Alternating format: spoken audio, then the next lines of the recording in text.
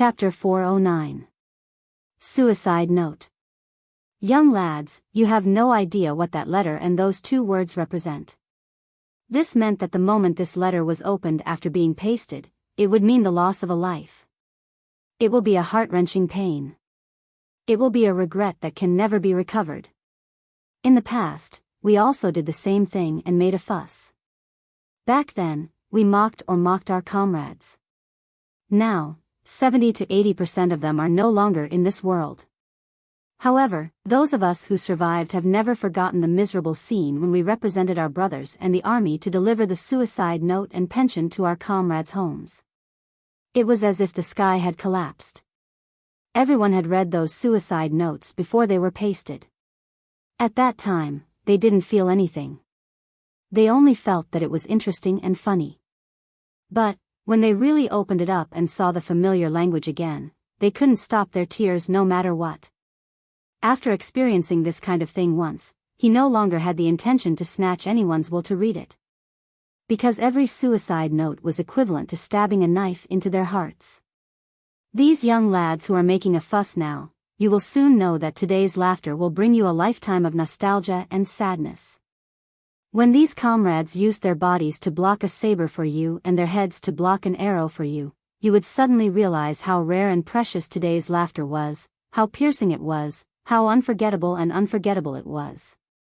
Laugh and make a fuss, we won't interfere.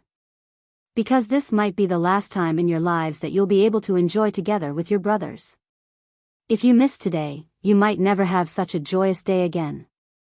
There were also many new soldiers who were very dissatisfied with the veterans. Moreover, this dissatisfaction had been there for a long time. These old fellows had always been arrogant because they had fought in a few wars. They ignored them when they tried to get close to them with good intentions. It was simply outrageous.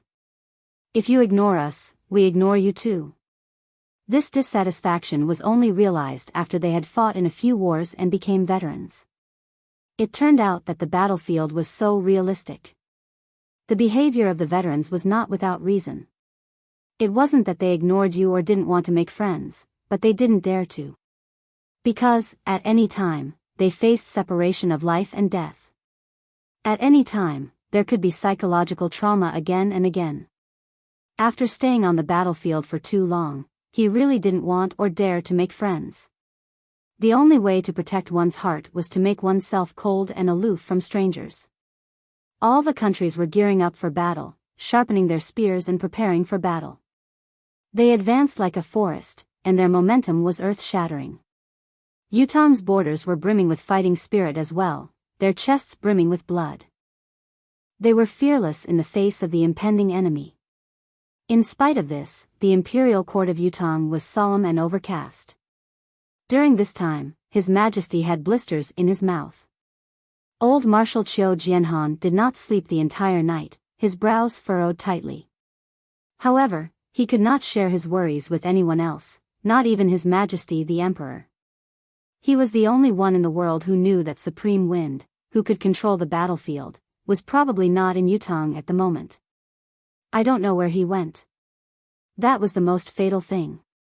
Besides, it was not difficult to speculate from how the other countries had deployed their troops so openly that they might have used some kind of conspiracy to trap Supreme Wind. That was why they dared to send their troops to the borders so brazenly, intending to end Yutong in one fell swoop. The old marshal felt suffocated by this conjecture, which was almost certain to be true. But if that was really the case, then it would really be a big deal. Where had Supreme Wind gone to at this critical juncture? Besides, it was impossible that Supreme Wind did not know about the invasion from the 4 countries. Yet, he had not returned to help. This was another suspicious point. Would this become an unsolved mystery? Deploy the spies from the 4 countries. Qiu Jianhan ordered directly, collect all abnormal information. Find the relevant clues at all costs and find Supreme Wind's current whereabouts. He paced to the window and looked at the bright moon in the sky, murmuring, hopefully, you can make it back in time. Otherwise, this war, Yutong's challenge, won't pass, no matter what.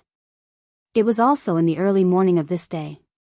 The Emperor of the Empire of Yutong, His Majesty Upeza, had issued a national decree. Yutong doesn't owe anyone. Yutong has never been a channel for anyone to rise and gain wealth, nor is it a pretext or reason for others to unify the world and wage war. Previously, the generals of the 4 countries had requested to come to Yutong to attend the ceremony. For this, the 5 countries had signed a letter of credence for peace. The promise of no war before the new year is still fresh in our ears. Now, the 4 countries have gone back on their words and openly tore up the treaty. The letter of credence for peace is only a joke. There is no one who is despicable and shameless. Going back on one's words is even more despicable. Yutong has never been afraid of war. Yutong has never fallen. Promises, we abide by them. Dignity, we possess. Friends, we welcome them. War, we face them. Today, as the Emperor, I announce Yutong's declaration of war. All of Yutong's people shall go through the national crisis together. All of us shall fight the enemy until the very last moment.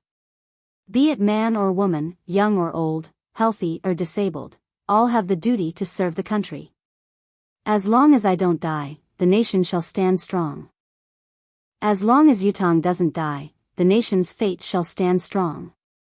As long as Yutong's people don't die, the nation's soul shall stand strong. With my fresh blood, forge my border. With my life, strengthen Yutong. The decree swiftly spread throughout the world of Yutong. The officials and messengers whipped their horses like they had gone mad, pasting the national decree everywhere. With my bones of steel, forge my border. With my life, strengthen Yutong. The slogan quickly became the most popular slogan among Yutong's people. There was no other. In every city, the conscription registration offices were packed with people. Countless youths and strong men lined up with unswerving determination on their faces. They had a look of duty-bound to never look back. Everyone was responsible for the rise and fall of the nation. With my life, strengthen Yutong. Outside the registration area, there was a circle of elderly people, women, and children. They watched their sons, their husbands, and their fathers walk forward resolutely, looking back 3 times with every step. They reported their names and received a number plate. Then, they were told where to go to report and participate in combat training. Then, they took the number plate and returned to their side with a determined look on their faces. The young wife looked at her husband, whom she had always thought to be a good-for-nothing, in a daze. Her husband was soft and gentle, never seeming to have a temper. Even if others were to go overboard, he would always accept it. He would never get angry with anyone and was unbelievably honest to his wife. At home, she was always the one who had the final say while her husband could only listen to her obediently. She had always thought that her husband did not have a manly spirit. Yes, he did not have it, not lacking it. He was not like other men who spoke in a loud voice, walked with a swagger, gulped down wine and gobbled up meat at the dining table, all in a dignified manner. However, when the nation was in danger, many of the men in the village were silent. Only her husband, who looked honest and weak, had signed up for the military for the first time without discussing with her. I have a mild temperament, I have never fought with anyone in my life. I have been apprenticed to a master and learned mystical skills when I was young, but I have never displayed it in front of others. I had planned to live my life like this. Peace is a blessing, harmony is a blessing. However, I must go when the nation is in danger this time. With my life, strengthen Yutong.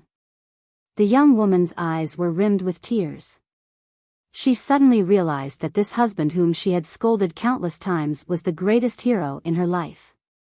A true hero. She had never felt so safe before.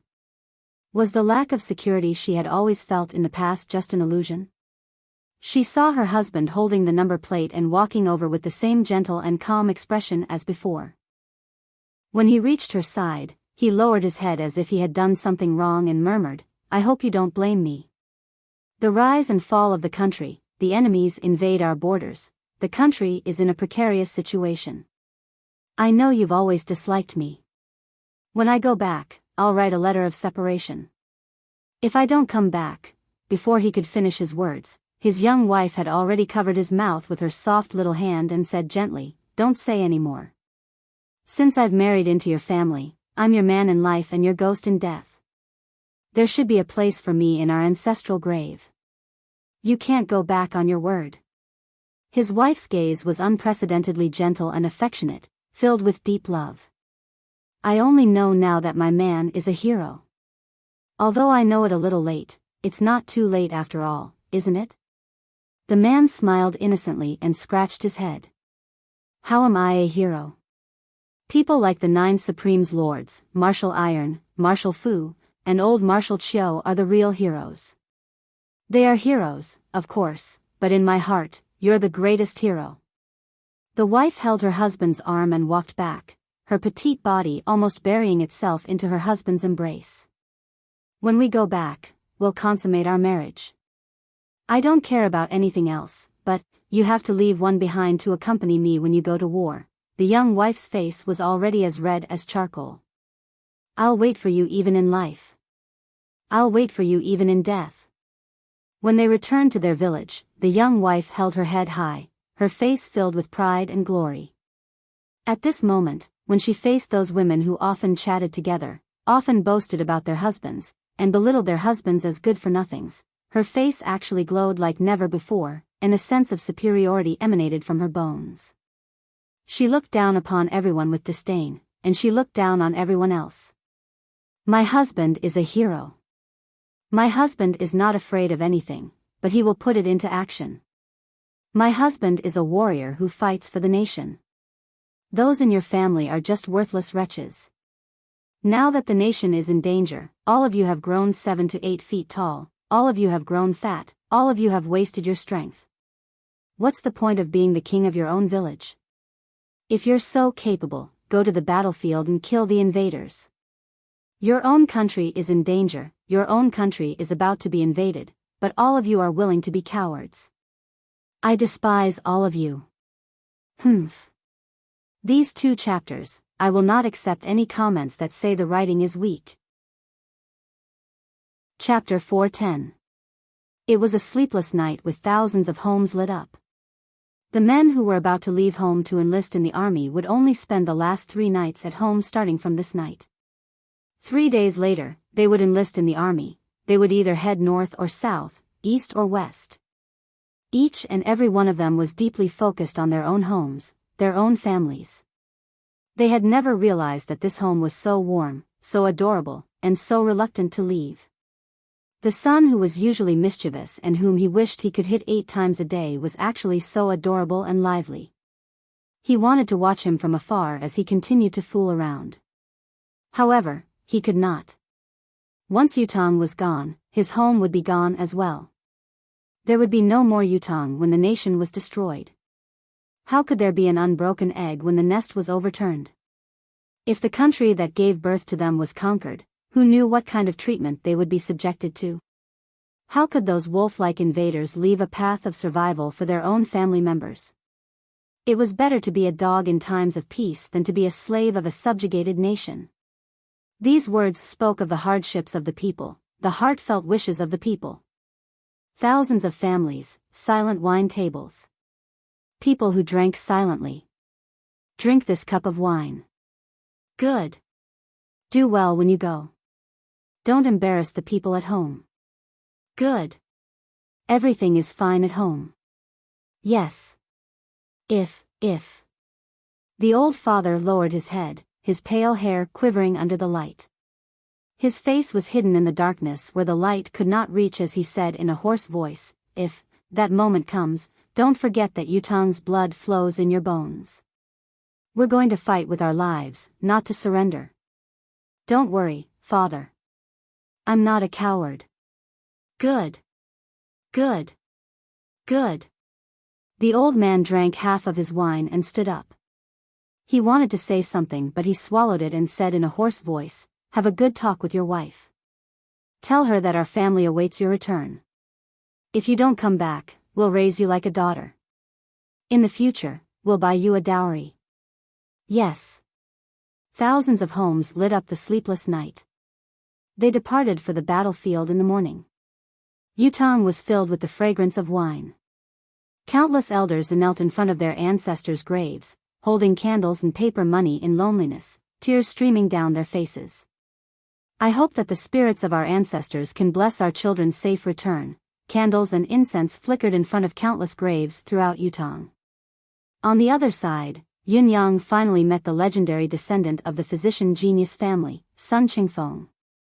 Chancellor Lan stood by the side, watching Sun Qingfeng take Elder Yun's pulse with a nervous expression. Elder Yun's current position was special. If he couldn't be cured, then he could only continue with the original flawed plan. If Supreme Cloud was not executed, the Empire of Zio would be in for a good time from now on. Even if Yutong was annihilated, the Empire of Zio, as the main perpetrator of this plot, would have to face Supreme Cloud's most direct and extreme revenge. It would be unbearable. What was more, could the Empire of Zio escape the covetous eyes of other empires as it suffered from the continuous man-made disasters? It was a terrifying outcome that could wipe out the entire Empire of Zio's regime.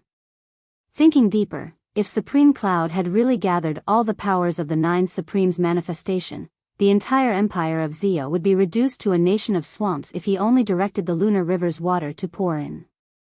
How many people would be left alive then? What a strange pulse. Sun Qingfeng frowned, his fingers on Elder Yun's wrist stuck. Strange, Chancellor Lan asked anxiously, what is it? This. Elder Yun's pulse should have been severed a long time ago. However, there's still a strand of life force in his meridians. In other words, this Elder Yun, cough cough, forgive me for being blunt, should be someone who died a long time ago. However, for some reason, he's not dead and is still alive until now, Yun Yang praised. Miracle Physician Sun's mastery of the pulse is indeed remarkable. It's no less than your ancestors. You're very accurate. For Elder Yun to be able to live until now, not only is it commendable, it's also something that others can't do. However, even if Elder Yun can slow down his injuries every time he flips, it will still damage too much of his life force and his cultivation base. Sun Qingfeng said, at this time, today, now. I believe Elder Yun should understand that there is no more room for squandering next time. Yun Yang heaved a long sigh. That's right. These two words were filled with a heavy and dignified feeling. Chancellor Lan sighed as well. Miracle Physician Sun's diagnosis had once again proven that what Elder Yun had said was true. At the same time, it had also proven that his own guess was true. What was the use of proving it now? The key was that he had to be able to cure him. Only when Elder Yun's condition improved could they proceed to the next step. Chancellor Lan asked anxiously, does Miracle Physician Sun have any ideas? Miracle Physician Sun frowned. It's difficult. Prime Minister Lan's heart turned cold. Is there really no way to even try? Sun Qingfeng was silent for a while before he said, Elder Yun is experienced and knowledgeable, and has been entangled with this illness for countless years. I believe that your knowledge of this injury far surpasses mine. I wonder if Elder Yun knows how to treat it. Or perhaps the direction of treatment. Yin Yang sighed softly and said, actually, this old man has an idea of the direction of treatment and how to proceed. I even know the specific prescription. The problem is that it's as difficult as ascending to heaven to gather all the herbs. Chancellor Lan perked up and said, as long as there's a way, there's hope. I wonder what herbs Elder Yun's prescription requires. Yin Yang said faintly, the bitterness of the flood dragon's gallbladder, the frost of the peacock's tail, the sweetness of the rootless water, the sourness of the snow mountain pomegranate, the spiciness of the unicorn's horn, the saltiness of the boundless whale's blood. In addition, the heart of the fallen star and the most difficult medicinal primer, which requires the people's willpower to condense into a pill. Only then will there be hope. Chancellor Lan was dumbfounded, as if he was listening to the Bible. Sun Qingfeng thought about it and said, may I ask who gave you this prescription? I've never heard of it before. Yin Yang gave him a sideways glance. For the first time, his nonchalance was gone as he said in surprise, you don't know? This is the prescription given to me by your ancestor, Sun Damao. Sun Qingfeng's face immediately turned red, but not because of anger, but because of shame and an indescribable sense of glory. So it's the ancestor. Ahem, ancestor. Damao is just a nickname for my friends, the ancestor's name is Sun Jisher. Yin Yang snorted, I'll call him Sun Damao, what about it? That bastard, he disappeared after giving me the prescription. Is he still alive now? Sun Qingfeng's expression grew more respectful. My ancestor has passed away 270 years ago. Yin Yang rolled his eyes, a tinge of sadness appearing on his face before he said indifferently, I didn't expect that. After he gave me the prescription, he actually left me alone and died in secret. How preposterous. Although he was saying outrageous, the expression on his face was one of melancholy and nostalgia. He then said slowly, back then, your grandfather was a good man, his sigh was clearly expressed in his words. Sun Qingfeng said respectfully, since Senior and my ancestor are old acquaintances, Yin Yang chuckled and said, what old acquaintance? Your ancestor is my sworn little brother, he's my third. This old man is the eldest. Sun Qingfeng was shocked. Senior, you're the god of wine who terrorized the world back then? Yin Yang snorted, what god of wine? Why don't I remember such a lame nickname? Sun Qingfeng stood up respectfully, tidied up his clothes, and knelt on the ground. Qingfeng of the Sun clan greets the great master. May great old lord be blessed, this grandson is inexplicably excited. I hereby apologize for all the impoliteness I've shown previously. Please forgive me, great old lord. Although Lan Wuxin had some guesses about Elder Yun's true identity, he had yet to confirm it, especially since Elder Yun had not revealed his identity himself. Even if he could basically pinpoint the identity, he dared not say it out loud. Naturally, he did not inform Sun Qingfeng. Therefore, Sun Qingfeng really did not know who he was going to treat before he arrived. When he checked the pulse, Sun Qingfeng was shocked. Just by looking at the pulse, the person before him was like an old man who had been dead for many years. The pulse was too strange. However, since the other party was an expert and had already stated that he was suffering from a dangerous injury, why else would he look for a miracle physician like Yun Yang? It made sense. However, how did the other party become his old ancestor? However, the other party was his old ancestor's sworn brother and was the eldest. His old ancestor was the other party's younger brother. Was that not his great old lord? Chancellor Lan, who was accompanying him, was dumbfounded as well. Damn it. What kind of relationship is this? Isn't it a little too complicated? We haven't even done anything yet and you're already acknowledging each other? One of you has become another's old ancestor. Can't you be more childish? If you're so amazing, why don't you ascend to heaven? No, that's not right. With his cultivation base and seniority, ascending to heaven is just a matter of thinking about it. He is just that amazing. Even though he was enlightened, Chancellor Lan's expression was still a little twisted. He and Sun Qingfeng were childhood friends, they had known each other since they were young, they had even addressed each other as brothers. Did this not mean that this fellow had become his great old lord as well? How could Chancellor Lan not feel conflicted at the thought? Who was he? He was the head of the empire of Zio's officials, the ancestor of the civil officials. He was someone to be respected no matter who he was. However, in front of this old man, he had been demoted to the level of a grandson. Looking at the white-haired Sun Qingfeng respectfully addressing him as Old Lord and Great Old Lord while kneeling on the ground, filled with admiration, Chancellor Lan's heart was a mess. Should he join in the fun and address him as Old Lord and Great Old Lord as well? Thinking about it, Lan Wuxin shuddered. He really did not want to think about it any further. Get up. You're already so old. As long as the intention is there, it's fine. Is there a need to be so serious? Damao was like this back in the day, polite and considerate in everything. Yin Yang said kindly and sighed, still, a good person will be rewarded. The physician genius family has healed the world, the bloodline is unbroken, there's a successor. Today is a tragic day. When I was writing, I slipped my foot and the thermos bottle toppled over and broke, spilling hot water all over the floor. It's nothing much, but my wife's 3 little lanterns were charging not far away. With a pop, there was a burnt smell. One went out, pop, another went out, and when I rushed over, the third one went out as well. Green smoke curled and the burnt smell lingered. Chapter 4:11. Elder Master, you are still strong and healthy. You are a true transcendent being, an immortal from the heavens. How can a toiling person like me compare to you?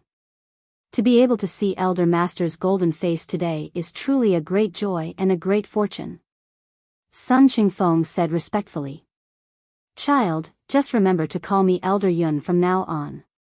Don't pay your respects anymore, like a kowtowing bug. This old man doesn't like it. A man should stand tall, save the world and the people. You must have your own confidence when facing anyone. There's no need to kneel, Yun Yang said hoarsely. I will solemnly obey ancestors' teachings. Sun Qingfeng respectfully kowtowed once more before standing up. Yun Yang said faintly, as for this old man, I'm no immortal from heaven. I'm only an old man who's struggling at death's door now. It's a relief to be able to see an old friend today.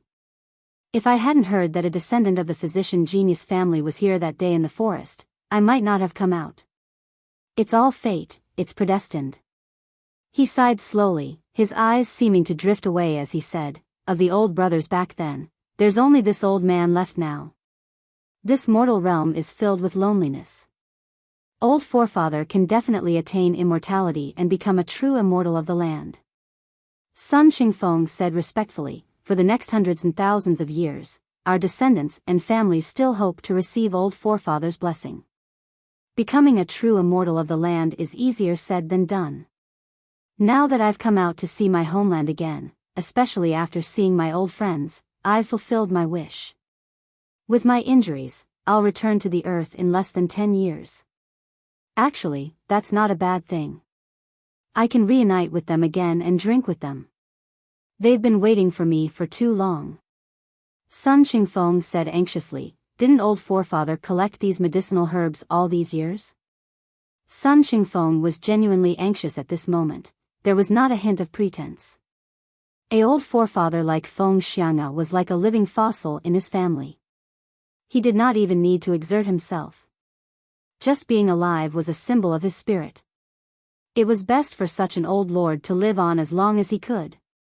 Lan Wuxin looked anxious as well.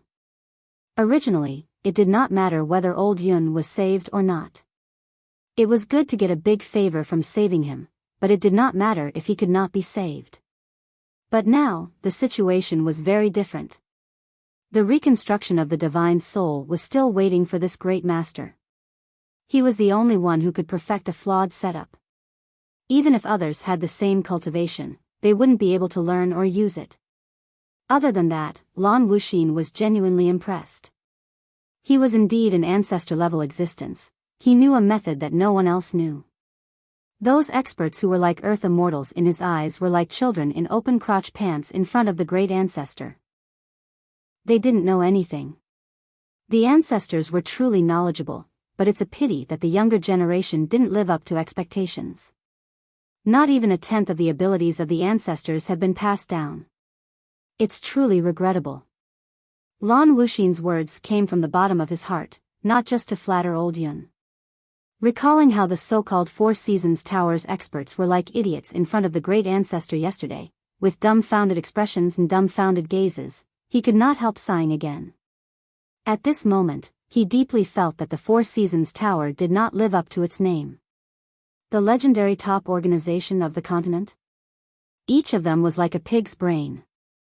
They had an incredible cultivation base, but they didn't have the corresponding experience to distinguish between knowledge and understanding. It was no wonder that one of the 9 Supremes had managed to escape when they had set up a fatal trap to ambush them. A bunch of idiots, a bunch of idiots. They couldn't do anything right, but they were good at spoiling things. It's hard to say.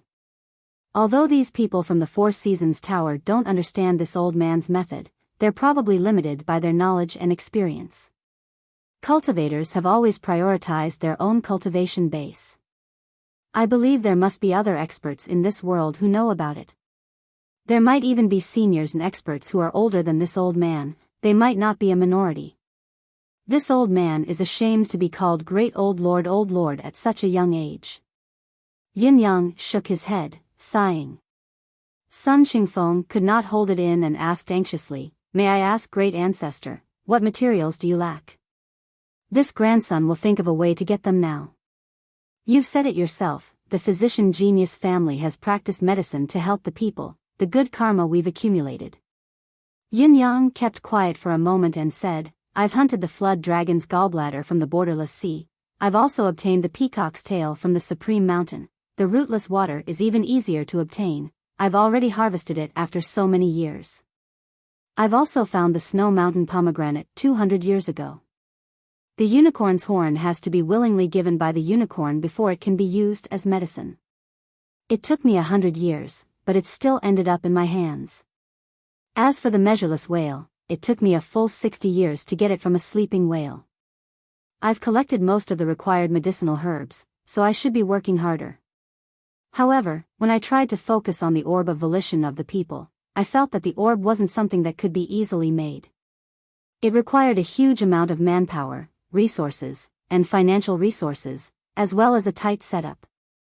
Not only that, there's also the heart of siderite. No one has ever heard of something like it in these hundreds of years. I've tried my best and flipped through many ancient books, but it seems like I haven't heard of it in the past tens of thousands of years. How am I going to search for medicinal herbs without a target? How can I not despair? How can I not give up?" Sun Qingfeng's face was filled with despair when he heard Yin Yang's words. He said, "Only after listening to elder ancestors' words do I know that elder ancestors' long years of seclusion in the secular world have such exciting experiences. Just the first few items alone are enough to make this junior tremble and wish for them to be impossible, yet elder ancestor can actually obtain them one by one. You truly live up to your reputation. I wonder, how do I obtain the orb of volition of the people? How should I proceed with the arrangement of a huge amount of manpower, resources, and financial resources? Also, what is the heart of siderite? Please enlighten me, elder ancestor." As he spoke, he raised his hand and gave himself a tight slap. He was truly ignorant and inexperienced. As the physician genius's heir, he had actually never heard of most of the rare spiritual herbs and spiritual ingredients in this prescription written by his ancestor.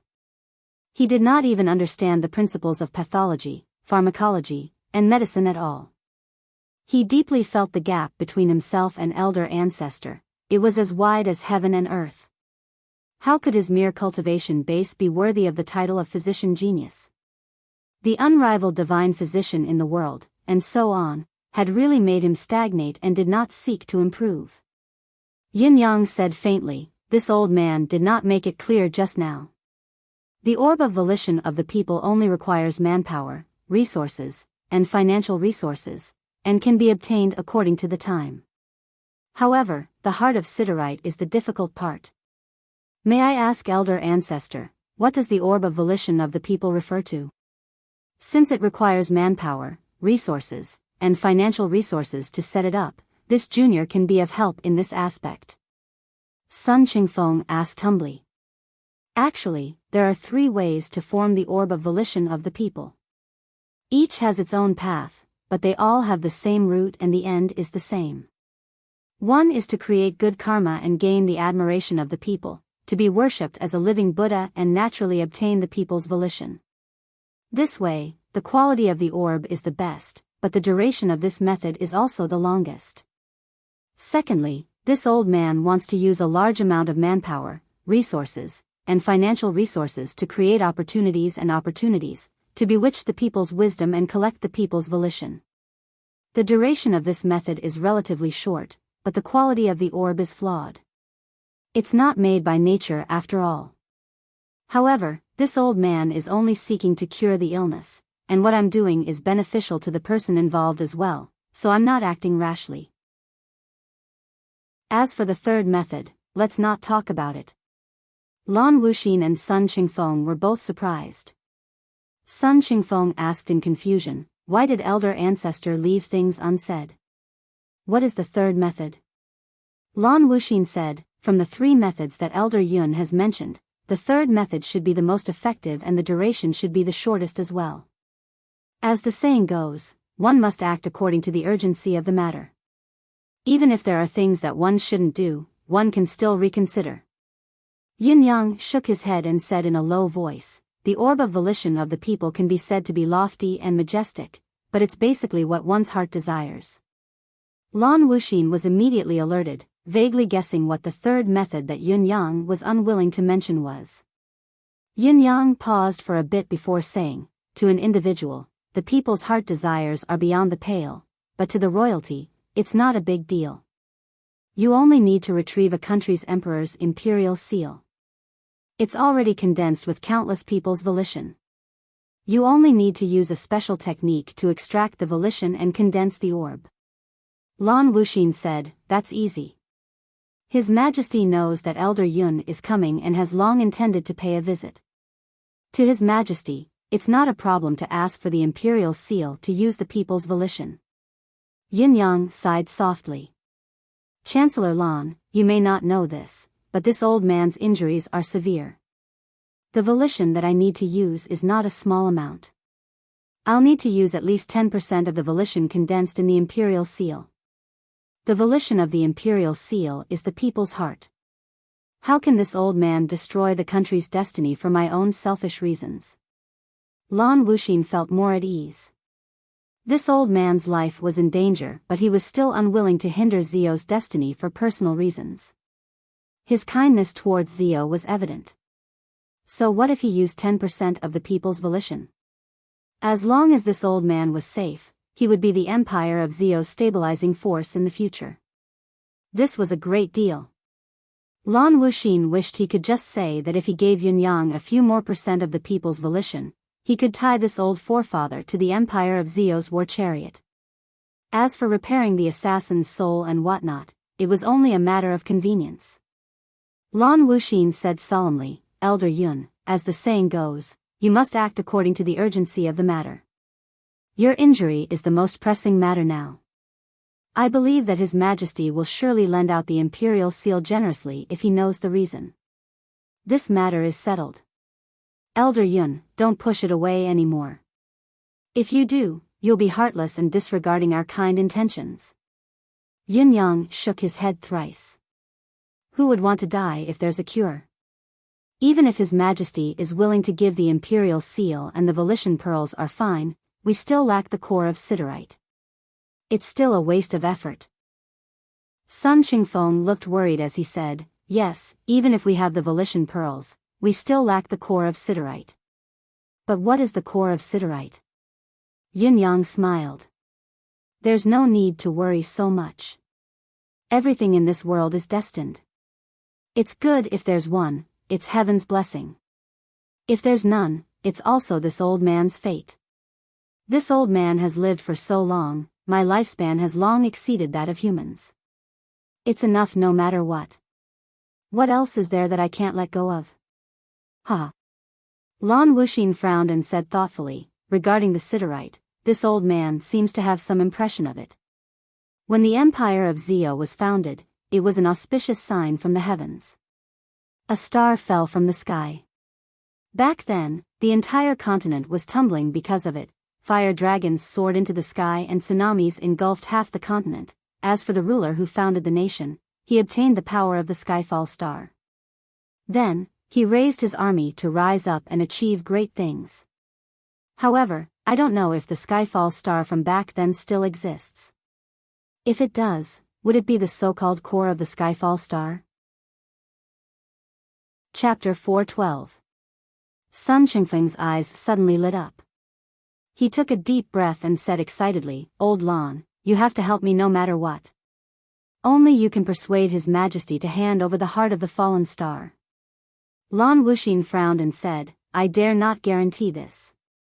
While the imperial jade seal is related to the nation's fate and can be changed, the siderite is a forbidden item of the royal family.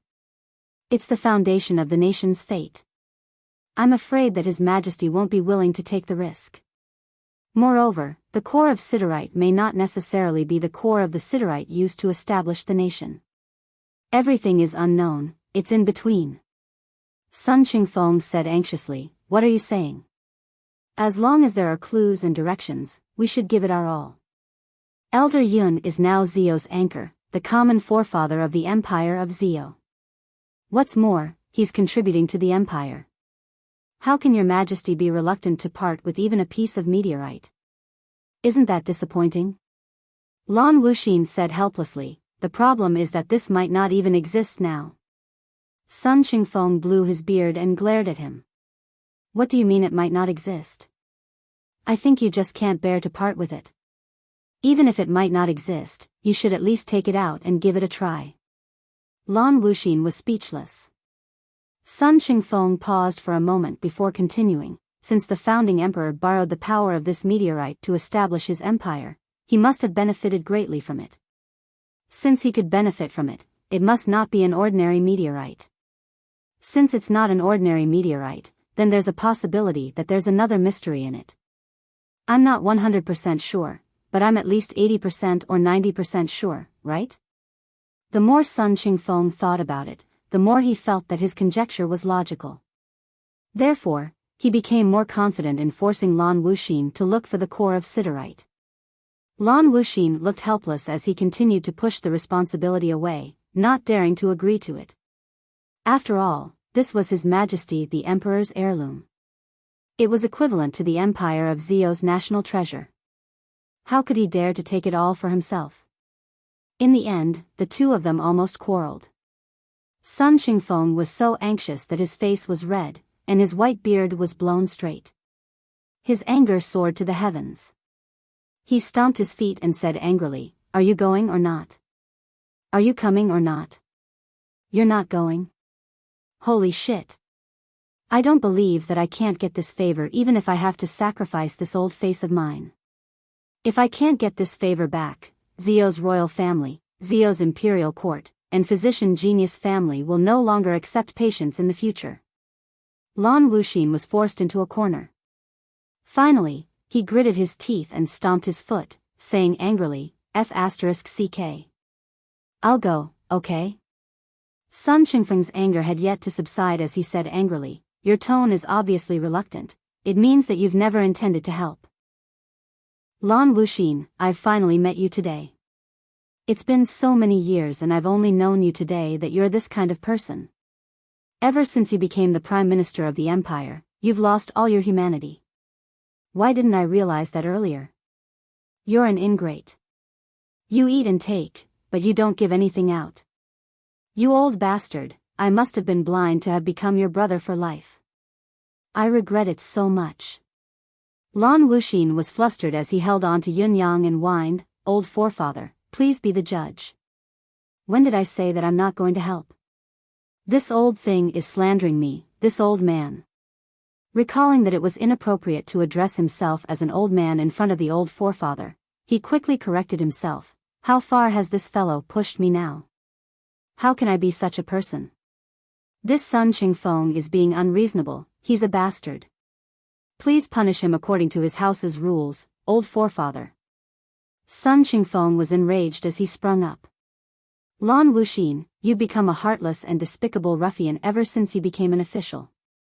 How dare you punish me according to my house's rules? Has being an official turned your heart black? No wonder people say that those who are righteous are mostly those who butcher dogs and those who are unfaithful are mostly scholars. Lan Wuxin, you've studied too much and turned your heart black. You're a sesame rice ball, your heart is all black. You're the one with a black heart. You're the sesame rice ball, your whole family is sesame rice balls. I'm not talking about you. Lan Wuxin was infuriated, almost spouting nonsense. Are you King reasonable? Your father will enter the palace now. You old bastard, just you wait. When your father finds the core of siderite, I won't speak to you for 3 years. In front of their old forefather, both of them felt like they had turned into children. Even their attitudes had changed, they had even said things like, your father, old bastard, won't speak to you for 3 years. It was as if two children were fighting, and one of them was swearing, I will never play with you again. Sun Qingfeng said with a flushed face, it's fine if you don't speak to this old man. Go to the palace first, remember to bring that thing back. Lan Wuxin slapped the table and stood up, saying, I'll go then. With a huff of his beard and a flick of his sleeves, he turned to leave, slamming the door with a loud bang. Yin Yang sighed and said, Oh, Qingfeng, this is really too much. You shouldn't have used the power of will from the imperial jade seal, and the siderite is the royal treasure, the foundation of the empire of Zio. It can't simply be shown to others. Lan Wuxin, as Zio's official, is asking for the royal treasure. This is really inappropriate. Qingfeng, you've been too forceful just now. We've been brothers for so many years, there mustn't be any cracks. You're still young, you don't know how precious the bond between brothers is. Don't worry, old forefather, it won't happen. Sun Qingfeng, who had been called young, held his head high and said, if he can't even do this well, I'll cut off all ties with him. If I don't care about old forefathers' matter, what else is worth risking my life for? If I don't do this well, how can I go down to meet my forefather when I'm 100 years old? I'll be scolded to death even if I die. Yin Yang smiled and said, that's possible. Demao, let's not talk about it. It's not a good habit to speak ill of a brother behind his back. Sun Qingfeng laughed as well. Old forefather, you haven't said anything yet? That night, the security at Chancellor Lan's residence was suddenly tighter than usual. His Majesty the Emperor had suddenly arrived. It was not the first time that His Majesty had come to the residence of Lan personally, but it was truly the first time that he had come not for Chancellor Lan Wuxin but for another person's matter. The purpose of His Majesty's trip was to visit Elder Yun. It was Yun Yang's first time meeting His Majesty the Empire of Zio's Emperor. This emperor of an empire had a majestic gait, muscular physique, rosy cheeks, and spirited eyes. He naturally possessed the aura of a monarch who had descended upon the world. However, the slightly sinister aquiline nose and overly sharp eyes made Yun Yang feel that His Majesty the Emperor was not an easy person to get along with. He should be someone who was more indifferent and paranoid. It would not be an easy task to work under such a monarch. Other than having strong control, such a person's desire to control was equally strong. He would not allow anything to be out of his control. Looking at Lan Wuxin's frail appearance that did not match his age and his hunched back, Yun Yang could imagine the hardships of the officials under this overbearing monarch. This must be Elder Yun. His Majesty the Emperor was very friendly. He laughed when he saw Yun Yang, extremely friendly. Greetings, Your Majesty. Yun Yang bowed slightly and straightened himself. With his current disguise, there was no need for him to kneel before His Majesty the Emperor. A slight bow was already giving the other party face. Elder Yun need not be so courteous. I'm only here to see old forefather, there's nothing else. His Majesty the Emperor was candid and magnanimous, as if he was approachable and courteous. Of course, this was not in Yun Yang's eyes. To Yun Yang, being approachable and courteous was never a compliment. It was a way to entice people to work themselves to death. Under Lan Wuxin's hospitality, His Majesty the Emperor sat down. His casual sitting posture gave off a very relaxed and homey vibe, showing that he did not treat Yun Yang as an outsider at all. However, once he came in and sat down on the main seat, he had already seen through all the pretense. Yun Yang could not help but feel that his evaluation of this man had gone down a notch. His Majesty the Emperor spoke as if he was really here to take a look. After a long string of nonsensical pleasantries, he indicated that he was leaving. At the same time, he invited Yun Yang to take a look at the palace when he was free. Yun Yang agreed with a smile. He was rather wary of the old eunuch who had always been following the emperor. This old eunuch looked rather senile with white hair.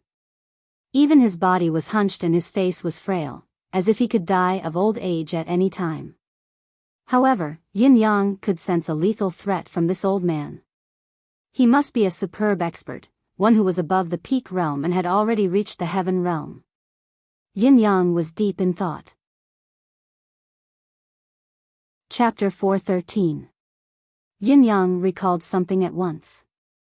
The master that Mi Kongquan had mentioned should be a eunuch as well. It seemed that Supreme Lord Xia of the Four Seasons Tower was Zio's Minister of Internal Affairs. Could it be this person? If it was this old fellow, it seemed that his cultivation was a bit higher than Supreme Lord Springfrost's. Or could it be that every Supreme Lord of the Four Seasons Tower possessed a cultivation base of the Heaven Realm and Supreme Lord Springfrost was the weakest among the four of them? He recalled that Supreme Lord Springfrost had been severely injured many years ago. Yun Yang thought of many things at once. As if feeling Yun Yang's stare, the old eunuch lifted his head indifferently and glanced at Yun Yang with an ashen gaze. Yun Yang nodded with a smile. The old eunuch lowered his head respectfully and followed the emperor out. Yun Yang's deific consciousness was gentle. There was a smile on his face and a warm gaze, but in his heart, he had already killed this old thing 8 times over. If it had not been for this old thing, Yun Yang might have been able to take the empire of Zio's emperor hostage and exchange him for old Dugu. However, with this old thing here, Yun Yang could not do anything at all. Yes, it was because he didn't dare to make a move. If he really made a move, not only would he have no hope of succeeding, he would even lose his life. Yun Yang, who had lost the augmentation of his manifestation powers, was only an ordinary beginner heaven realm cultivator. His chances of winning against a high-level expert whose ability was unknown were slim. Not to mention that this was the capital of an enemy nation. His Majesty did not delay any longer and left on his own. However, the words that prompted him to leave had caught Yun Yang's attention. Your Majesty, the army in the capital region has finished gathering. This was the reason why His Majesty left. It was night. The army was gathering at night, and His Majesty was going there. What was he going to do? There was only one possibility. Go to war. The battle was about to begin. As for who he was going to fight, it was needless to say. Yin Yang's heart was heavy. Time. Being trapped here, he could imagine what kind of pressure Yutong would face if the war were to break out. He had to go back as soon as possible. Yin Yang made up his mind. When His Majesty left, he left behind 2 boxes. The Crown Prince and 2 expert bodyguards who came with His Majesty stayed behind. Lan Wuxin's face was filled with pride, his entire face and heart filled with relief. One of the boxes was the Empire of Zio's imperial seal. As for the other box, it contained Yinxing. The Siderite had existed since the founding of the Empire of Zio and had been passed down for a long time. Zio's royalty would have studied it, but to no avail.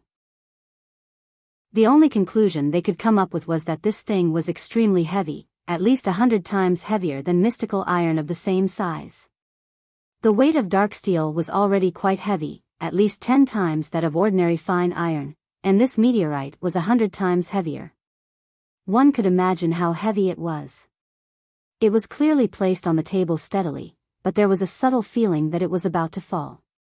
The 4 legs of the table had already left marks on the hard floor of the hall. The furniture in the residence of the minister, especially those in Lan Wuxin's study room, was naturally of the highest quality. The table that carried the 2 boxes was made of supreme-grade blood-red wood. It was not difficult for it to bear 1,000 caddies of weight. Yet, it was like this. As the saying went, one would know one's enemy by seeing one's own. It was obvious that the Siderite was no ordinary object. Yin Yang could not help feeling sentimental. Indeed, those who could become emperors of a generation were no ordinary people. The Emperor of Zio had brought these 2 items here, but he had not even mentioned them when he spoke to Yin Yang. Yin Yang was shaken by her magnanimity and was in awe of her. If he was not Yutong's supreme cloud but the legendary god of wine, Feng Xianga, he would definitely be shaken by such treatment. It was like listening to thunder in silence. His Majesty's tactics and his mastery of the human heart had reached an extreme level. It's no wonder that the Empire of Zio hasn't been at a disadvantage for so many years. With such a talented and magnanimous emperor, as long as the governing methods are adequate, the nation's power will definitely rise. Each of these enemies that Yutong is facing is a hero of a generation. How can there be no reason for the turbulent times of this world? Yin Yang thought to himself. Heroes would be born in troubled times, this was inevitable. And in troubled times, there would definitely be wise monarchs who would appear. However, if the monarchs of the various countries were all wise monarchs, then a war of hegemony that would be passed down through the ages would definitely be written, and blood would flow like rivers. The imperial jade seal and siderite are here. Sun Qingfeng was overjoyed and impatient. Yin Yang nodded faintly and said, "That's right. Let me check if there's the core of siderite in here. I hope I won't be disappointed again." Everyone's expression immediately tensed up. Whether there was the core of siderite or not, it was related to the life of this old forefather in front of them and the completeness of the trap that was used to frame Supreme Cloud. It was truly related to the fate of the nation and whether Zio would survive for generations to come. It must be there, it must be there. Yin Yang touched the box and said, "It should be about right." The box that holds the siderite is actually made of fire gold. It's probably because the siderite has the ability to absorb. This old man's initial 50% chance of success has now increased to at least 80% that there's the core of siderite in here. Yin Yang did not delay as he opened the box. A piece of strange metal that resembled a burning flame greeted his eyes. The strange metal was entirely red, it looked like a ball of crystallized flame that was burning intensely all the time. However, such a magnificent and dazzling scene of fire was like a fire elf. Everyone was close at hand, but they did not feel any heat. Yin Yang smiled and took a metal bar and placed it on the piece of metal. Initially, there seemed to be no change, but after a while, the group was surprised to find that the metal bar had actually shrunk without a sound. After a while, the metal bar had completely disappeared. If the group had not been watching with widened eyes, they would not have noticed the entire process. A smile appeared on Yin Yang's face. This is the power of absorption that I've mentioned. In other words, the core of siderite exists in this siderite, and it's a complete one at that. I didn't expect to actually find it here. Lan Wuxin asked, "Elder Yun, can this help you?" Yin Yang replied, "It can," but his expression was a little conflicted and reluctant. It was a strange expression as he said, "It's just a little unfortunate." What's unfortunate? Isn't it not enough? Sun Qingfeng grew nervous. Yin Yang sighed and said, "It's definitely enough, but this is something that concerns Zio's destiny. Once the core of siderite is taken out by me, there's a high chance that this treasure of national destiny will be destroyed. It's definitely not a good thing for the empire of Zio." Lan Wuxin said with a smile, "His Majesty has already thought of this when he took it out. Back then, His Majesty said that although this siderite is great, keeping it in the royal family will only have a symbolic meaning. After all, other than the founding ancestor, no one else can use the power of the core of siderite. If it can save Elder Yun and add another national pillar to the empire, it'll be worth it. I'll be even more satisfied." Yin Yang sucked in a long breath and said, "Your Majesty is broad-minded, this old man is ashamed." Sun Qingfeng said, "Old forefather, please use it as soon as possible. It's more important to heal your injuries as soon as possible." Yin Yang nodded and said, "Qingfeng alone will be enough. The rest of you, please go back and rest for this old man's sake. I'm afraid this old man will take a long time, at least a night's time. The core of siderite will trigger the 300-year-old injury in my body. When the two extremes collide and explode, it'll be terrifying. Not only will it be useless to watch, it might even harm me. This old man has to deal with this with all his might. I really don't have the energy to protect everyone." The group nodded in understanding. It was no small feat to cure an injury that had been around for more than 300 years.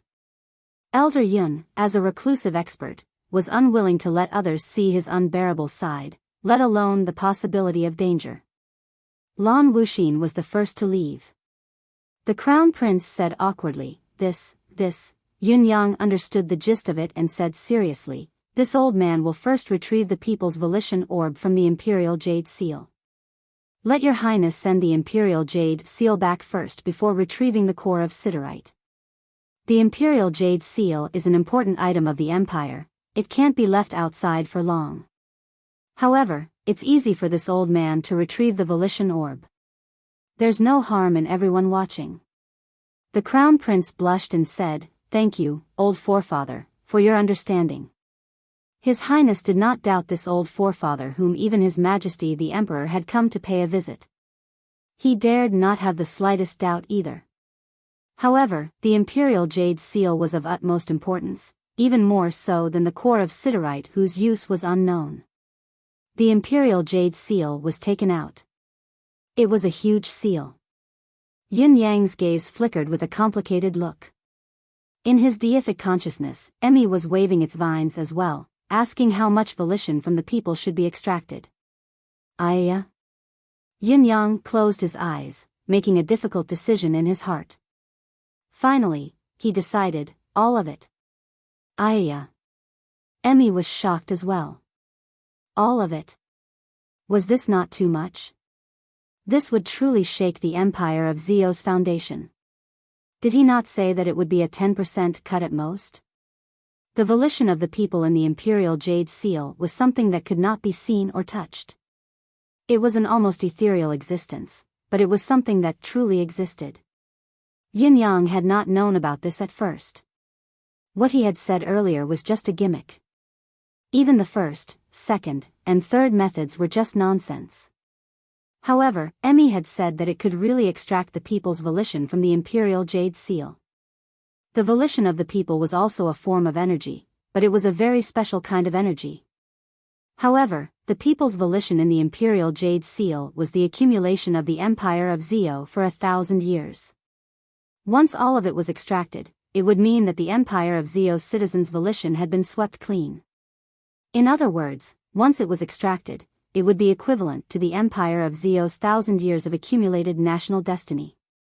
Something like the fate of a nation had always been a very mysterious but real thing. A man would die if he had no destiny, a nation would perish if it had no destiny. Chapter 4:14. Yun Yang could be considered ruthless. He had said that it would be enough to take 10% at most, but in reality, he had taken all of it. No one could tell. As the saying went, a gentleman's revenge was never too late, but a villain's revenge was done from morning till night. Unfortunately, Yun Yang was not a gentleman at all. He was a true villain. Revenge must be exacted thoroughly. Ever since Yun Yang left Tiantang City and traveled thousands of miles to this trap, he had made this decision. Under the watchful eyes of the crowd, Yun Yang's expression was solemn as he touched the jade seal. A thick green glow rose abruptly. As the green light expanded, a refreshing aura rose, making one feel refreshed. Everyone who was illuminated by the green light felt refreshed. Chancellor Lan, who had been standing by the door, stepped in as well, his gaze bright. Under the nourishment of such a pure force of life, everyone felt refreshed. The minor ailments that had been hidden in their bodies had all disappeared without a trace. Chancellor Lan, who had the weakest physique among them, even felt much better. He was in an unprecedented state. Sun Qingfeng, on the other hand, was so distressed that his lips were trembling. This was old forefather's life force, yet it was being shared by these people. It was heart-wrenching. However, in order to collect the people's volition, he had no choice but to do so. Sun Qingfeng could not help grumbling inwardly, "Why are you being so unreasonable? You've already borrowed the jade seal, what's the big deal about returning a little later? You've forced old forefather to perform in front of everyone, wasting so much life force for nothing. I can only hope to finish this quickly and collect the orb of volition so that old forefather won't have to suffer any losses." The strange sight of the green light lingering lasted for the time it took for a joss stick to burn. Everyone in the room benefited greatly. Even His Highness felt that his body, his deific consciousness, and his spirit seemed to have been reborn. He could not help but feel that it was not a big deal to give this old forefather the heart of Siderite just based on this alone. It was worth it. Poor His Highness, the Crown Prince, did not know that his country's millennium-long providence was in his hands. He could only watch as it was all stolen by someone else, yet he still felt that it was worth it. The affairs of the world were mysterious, and there were indeed all sorts of strange things. Fate made fools of people, there was no room for discussion. After the time it took to burn a stick of incense, Yun-yang withdrew his hand and stood up. In his palm, there was a green bead that was round and the size of a pigeon egg.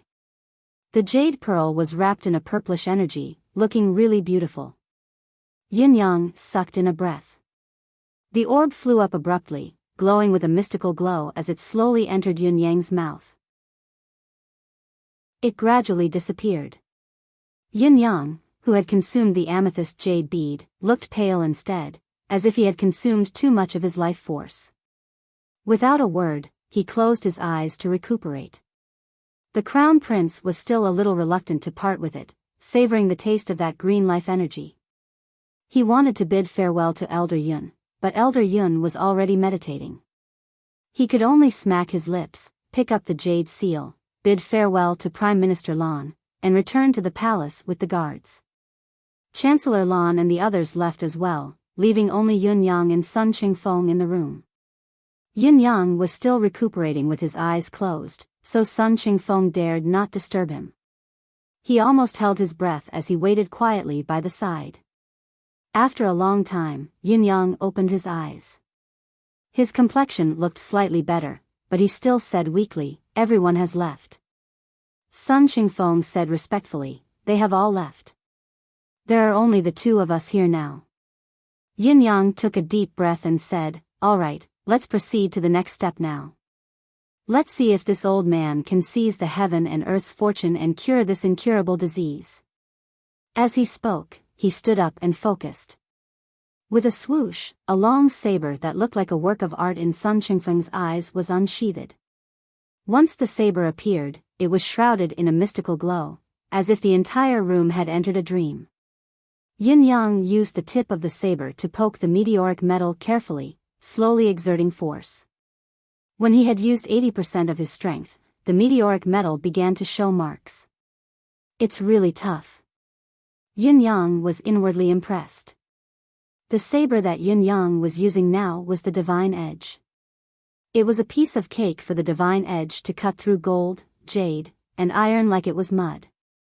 Even the mystical chi of a Heaven Realm Ace cultivator would not be able to withstand it. Yun-yang had to use 80% of his strength to be able to cut through it. Yun-yang was already a second Heaven Intermediate cultivator. 80% of his strength would at least be equivalent to a first Heaven Expert's peak cultivation base. Only then would he be able to match it. Such strength was enough to flatten a small hill. Now that he had used the Blade of Heaven's Will, a unique divine weapon in the world, to unleash its power, it only managed to leave a mark. In that case, the toughness of this rock had truly reached a rather terrifying level. Yun-yang sucked in a deep breath, his eyes glinting sharply as he said in a low voice, "I'm going to go all out. Be careful." Sun Qingfeng said obediently, "I'll stay further away then." "Old forefather, do as you please. Don't worry about me." He then stood up and walked straight into the inner chamber.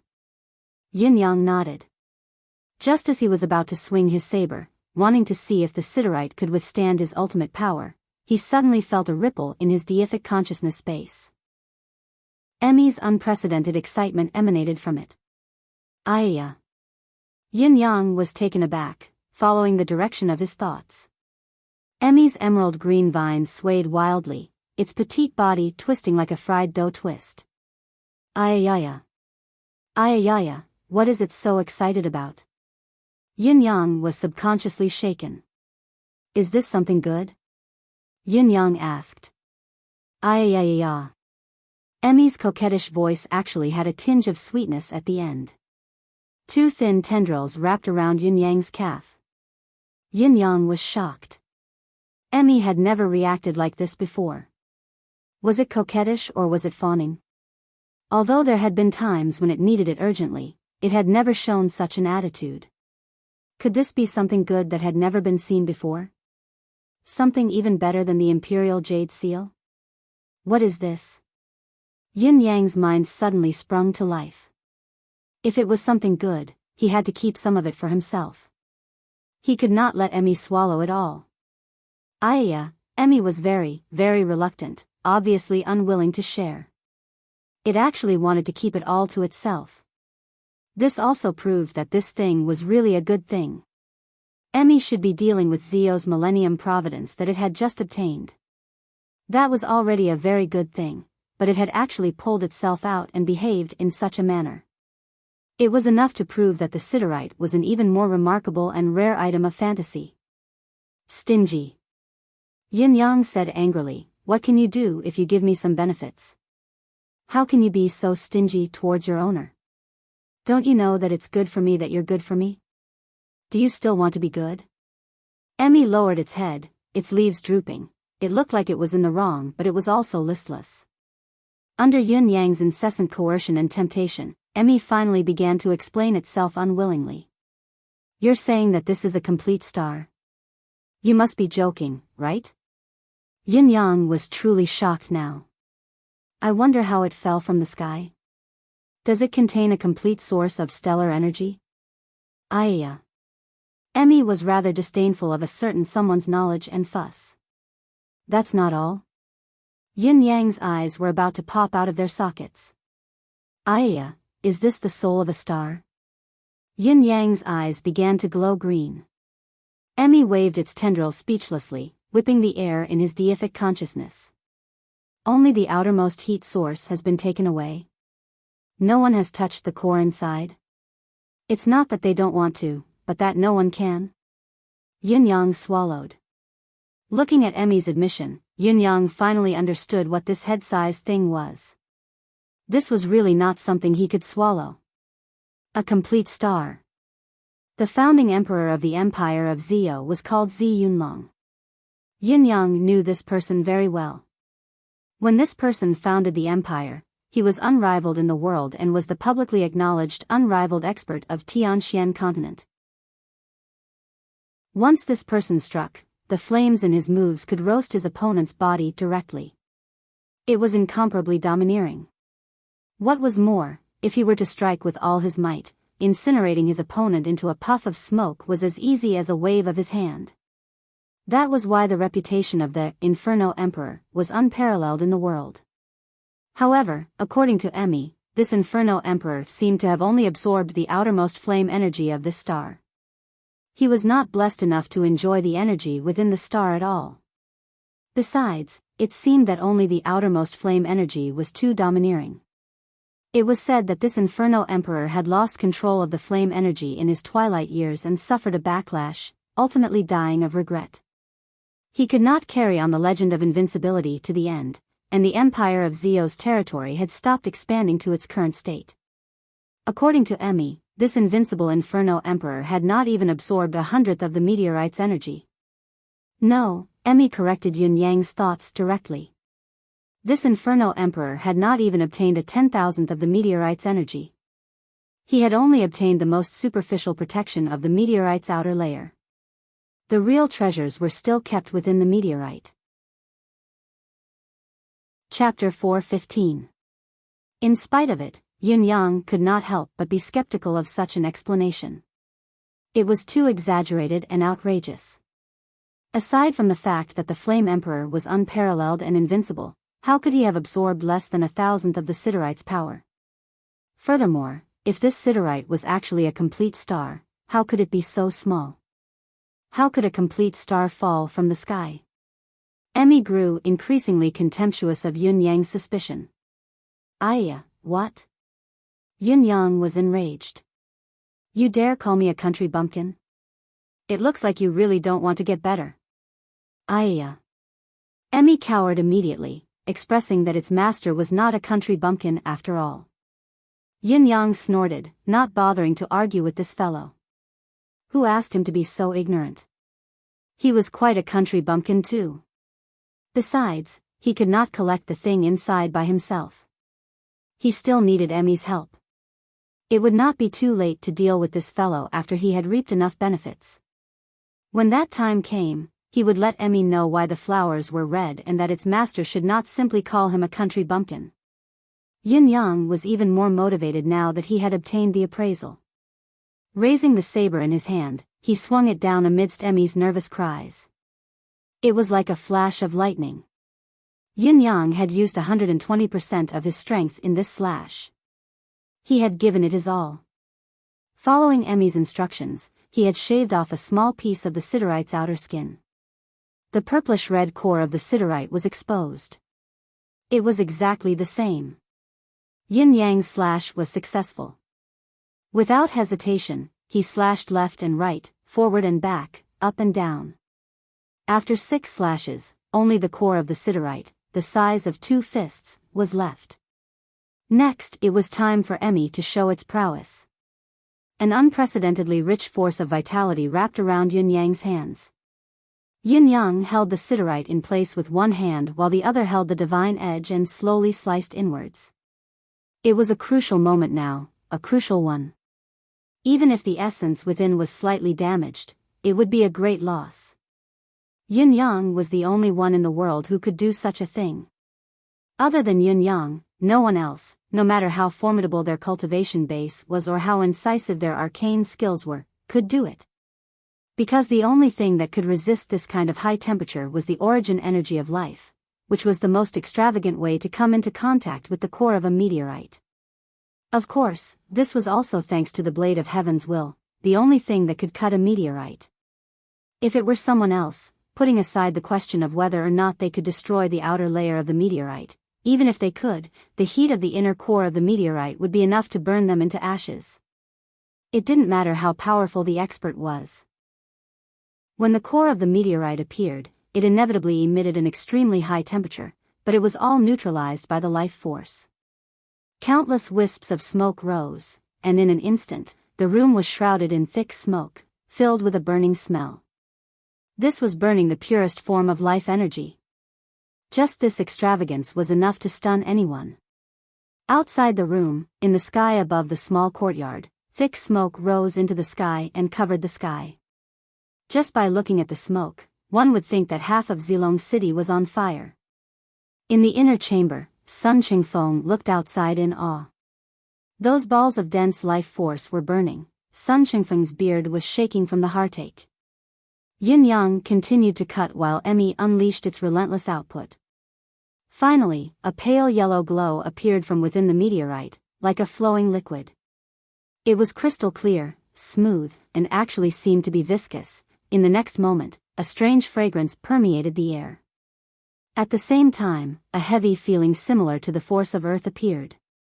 Before Yin Yang could feel it, before he could even catch a glimpse of it, the pale yellow glow that had just appeared had all disappeared. Emmy was like a weasel that had been waiting for hundreds and thousands of years.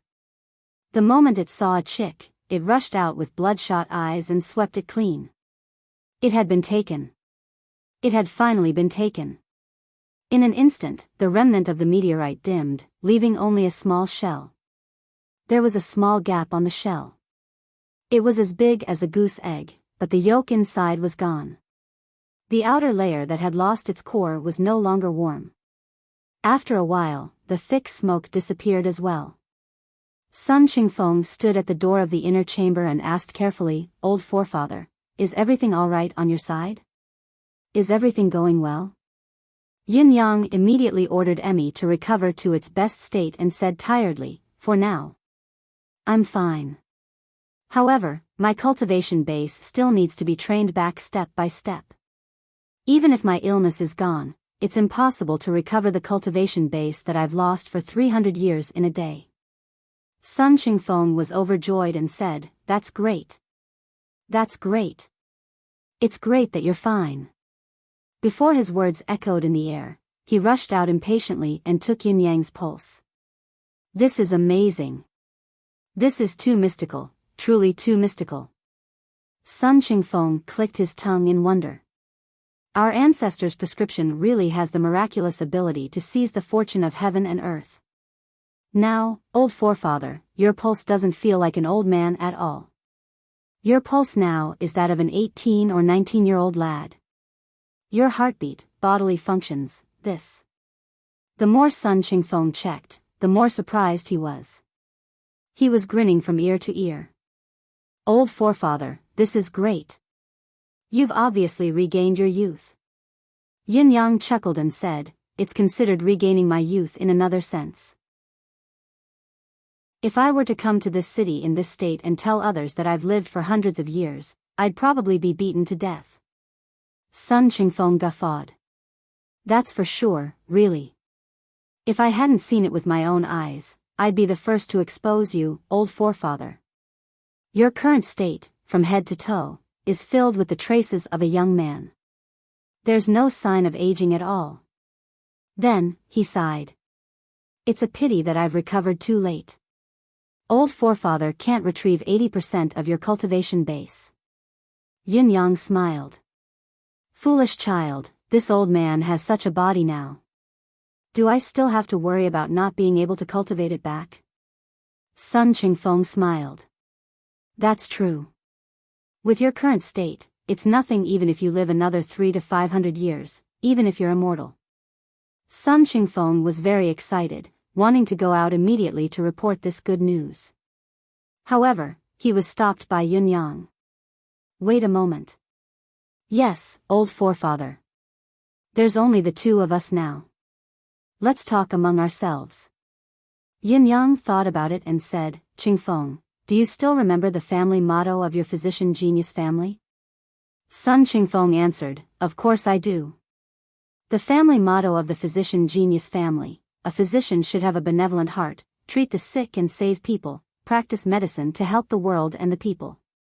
Don't be tempted by profit, don't forget your original intention. Nobles and commoners are all patients. Yin Yang nodded seriously and said, your forefather didn't tell you that you can only treat people from the Empire of Zio, did he? Sun Qingfeng answered, absolutely not. I've always traveled the world.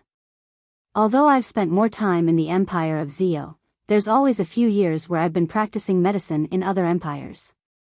A physician has never been limited by country or region. There's only the difference between a quack and a good physician. Yin Yang patted Sun Qingfeng's shoulder.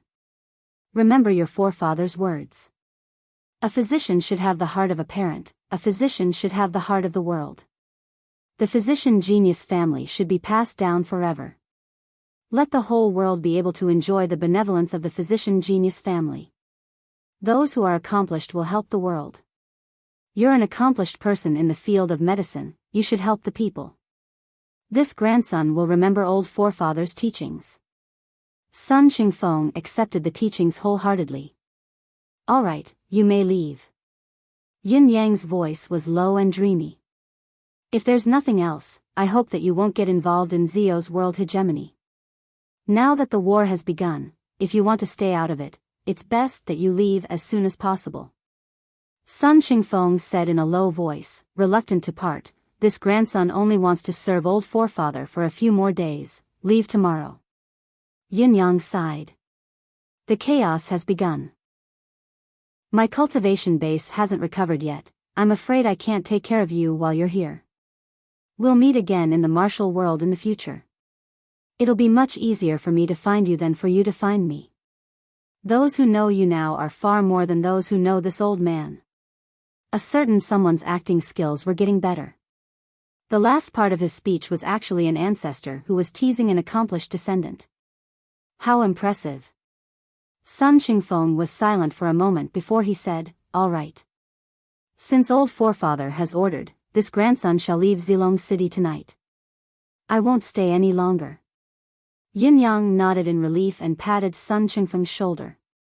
A large ball of refined air of vitality flowed into Sun Qingfeng's meridians. Sun Qingfeng turned around in shock. Old forefather, how can this be? He could feel that old forefather was truly generous this time, even exceeding the so-called generous category. This was because the energy of vitality was enough to restore his vital signs to the prime of his life. This was the immensity of the heavens and the vastness of the earth, a blessing that was akin to being reborn. It could even be said that Yin Yang's action was equivalent to giving him a brand new physical body, extending his lifespan by at least 60 years. Live a few more years if you can. Yin Yang said slowly, it can also allow the physician genius family to save a few more people in this world. A physician's benevolence is a physician's original intention, it's also a physician's original intention. Never forget it. Sun Qingfeng knelt on the ground, tears streaming down his cheeks. Chancellor Lan was overjoyed at old forefather's recovery, but he did not feel the slightest heartache over the siderite. After all, the siderite was only a symbol to the royal family. If it was given to old forefather, it could bring the dead back to life and turn stone into gold. No, it had to be at least platinum, crimson gold, or even purple gold. A great lord who could help the empire of Zhou stabilize its destiny and serve as a stabilizing force was much better than a mere decoration or a symbol. How could this be considered a great bargain? The empire of Zhou had gained a great bargain. Of course, Lan Wuxin would never have guessed that what the empire of Zhou was giving away this time was not just a decoration or a symbol. It could create a legend of invincibility. It was a chance to soar through the 9 heavens and become a true dominator.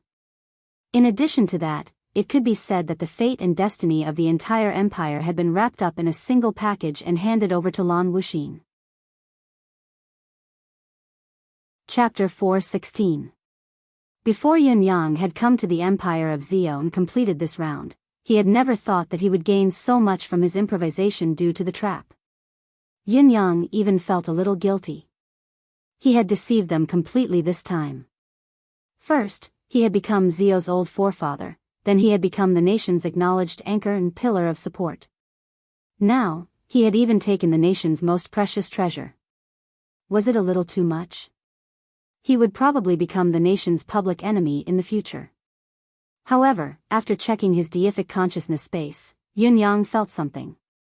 It would not be too much even if such a good thing happened 10 or 8 times a day. The more the better. Yun Yang could not be blamed for his insatiable greed. He had always been a humble and cautious person, contented with what he had and never been greedy. Alas! This time, the newly obtained soul of the fallen star had brought him too many benefits, too great. The soul of Siderite was now being treated as Emmy's foundation soil in the deific consciousness space, buried under its roots. Emmy's current state was unprecedentedly healthy. The thickness of its leaves was almost as thick as a finger. The fine hair on it was clearly covered by a layer, and the leaves were almost twice their original size. There were only 3 leaves, but they were like a lotus pond that was floating in the emerald waves. It was a spectacular sight. With the help of the soul of Siderite, the power that Emmy could unleash was unprecedented. At this moment, the deific consciousness was filled with purple chi, as if it was about to rain. Sensing it, he realized that the density of the spiritual chi was almost 5 times higher than before. In addition, this was the result of the soul of Siderite not fully unleashing its true power yet. If you can completely absorb the power of earth and the soul of Siderite, Master can become a god directly. This was what Emmy said. It was simple, brutal, and tempting at the same time. Naturally, Yun Yang had high expectations for this.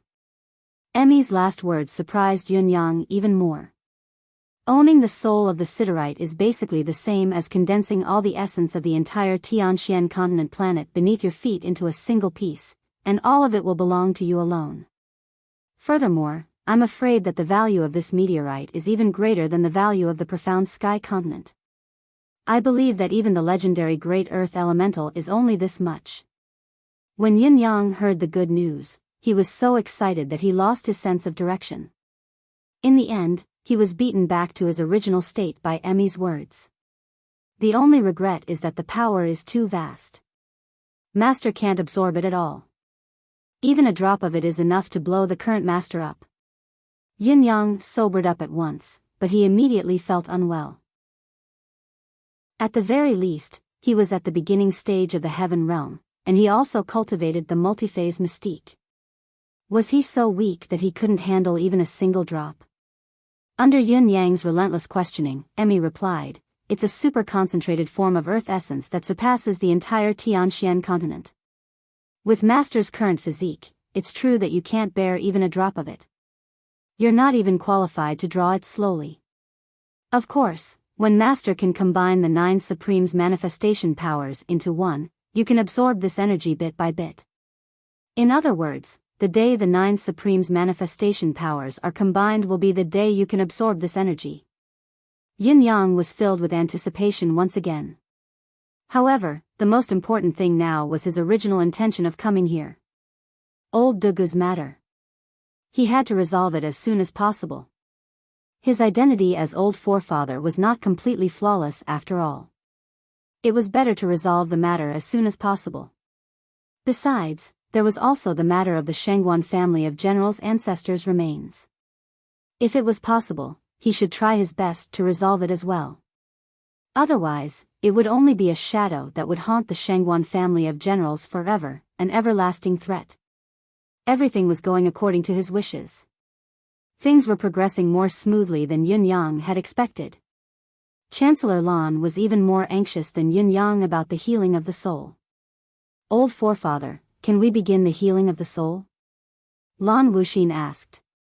Based on Yun Yang's understanding of Lan Wuxin, as well as his background and persona as the head of the empire of Zio's civil officials, there was no reason for him to be so impatient and open about it. He should have at least been more tactful. Yun Yang was subconsciously stunned when he heard the question. So impatient? There was no falsehood in the question. Yin Yang's original intention was to bring up the matter of healing the soul, but he had considered whether he would appear too enthusiastic and cause unnecessary suspicion if he brought it up abruptly. Therefore, he was contemplating how he should broach the subject. Should he show off his acting skills to show that the country has treated him well and that he, an expert, should return the favor? Or should he continue to reject and welcome? Yin Yang had not expected Chancellor Lan to bring it up right away when they met and to be unusually impatient. I can't not be impatient. Chancellor Lan's face was scrunched up in a frown. In front of outsiders, including His Majesty the Emperor, he had always been steady and elegant. He did not even bother to conceal his impatience in front of Old Forefather. He was only a child in front of Old Forefather at his age. Why was he still putting on airs? The Shangguan family of generals has arrived. Would they not miss out on a godsend opportunity? Once they missed it, the opportunity would never come again.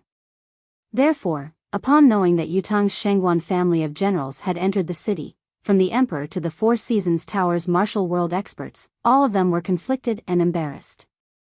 They were stuck in a dilemma, unable to advance or retreat. Of course, the Four Seasons Tower wanted to strike directly. They did not want to be caught in the off chance. There would be no chance if they were killed. What happened next would not be of much concern to them anyway. However, Zio's royalty was adamant. Let's wait a little longer. Wait a little longer. We must wait a little longer. Wait for what? Of course, it was to see if Yun Yang's Old Forefather could recover the assassin's soul. Therefore, Chancellor Lan was burning with anxiety. Even if he lost his composure, he had to urge them. My condition is better than expected. I can indeed give it a try now. Yin Yang frowned. Sigh, I had thought that I would still have 8 to 10 days to spare, at least 3 to 5 days later when I have recovered a level or 2 of cultivation base. I would then proceed with this. If it has to be done today, this old man's chances aren't too high. This old man will tell you this first, Chancellor Lan. 8 to 10 days? It was impossible to wait that long. Even if it was only 3 to 5 days, it was still a dilemma. Shall we do it today then? Lan Wuxin asked eagerly. All right then. Yin Yang kept quiet for a bit, feeling rather helpless. Now? Lan Wuxin asked immediately. He was truly anxious now, no longer caring about his demeanor. He was like a child begging for candy. To Lan Wuxin, however, he was no different from a child in front of this Old Forefather. Acting coquettishly now was embarrassing, but as long as it was effective, it was fine. Yin Yang looked at him like he was looking at a weirdo. This fellow really did not behave like a prime minister.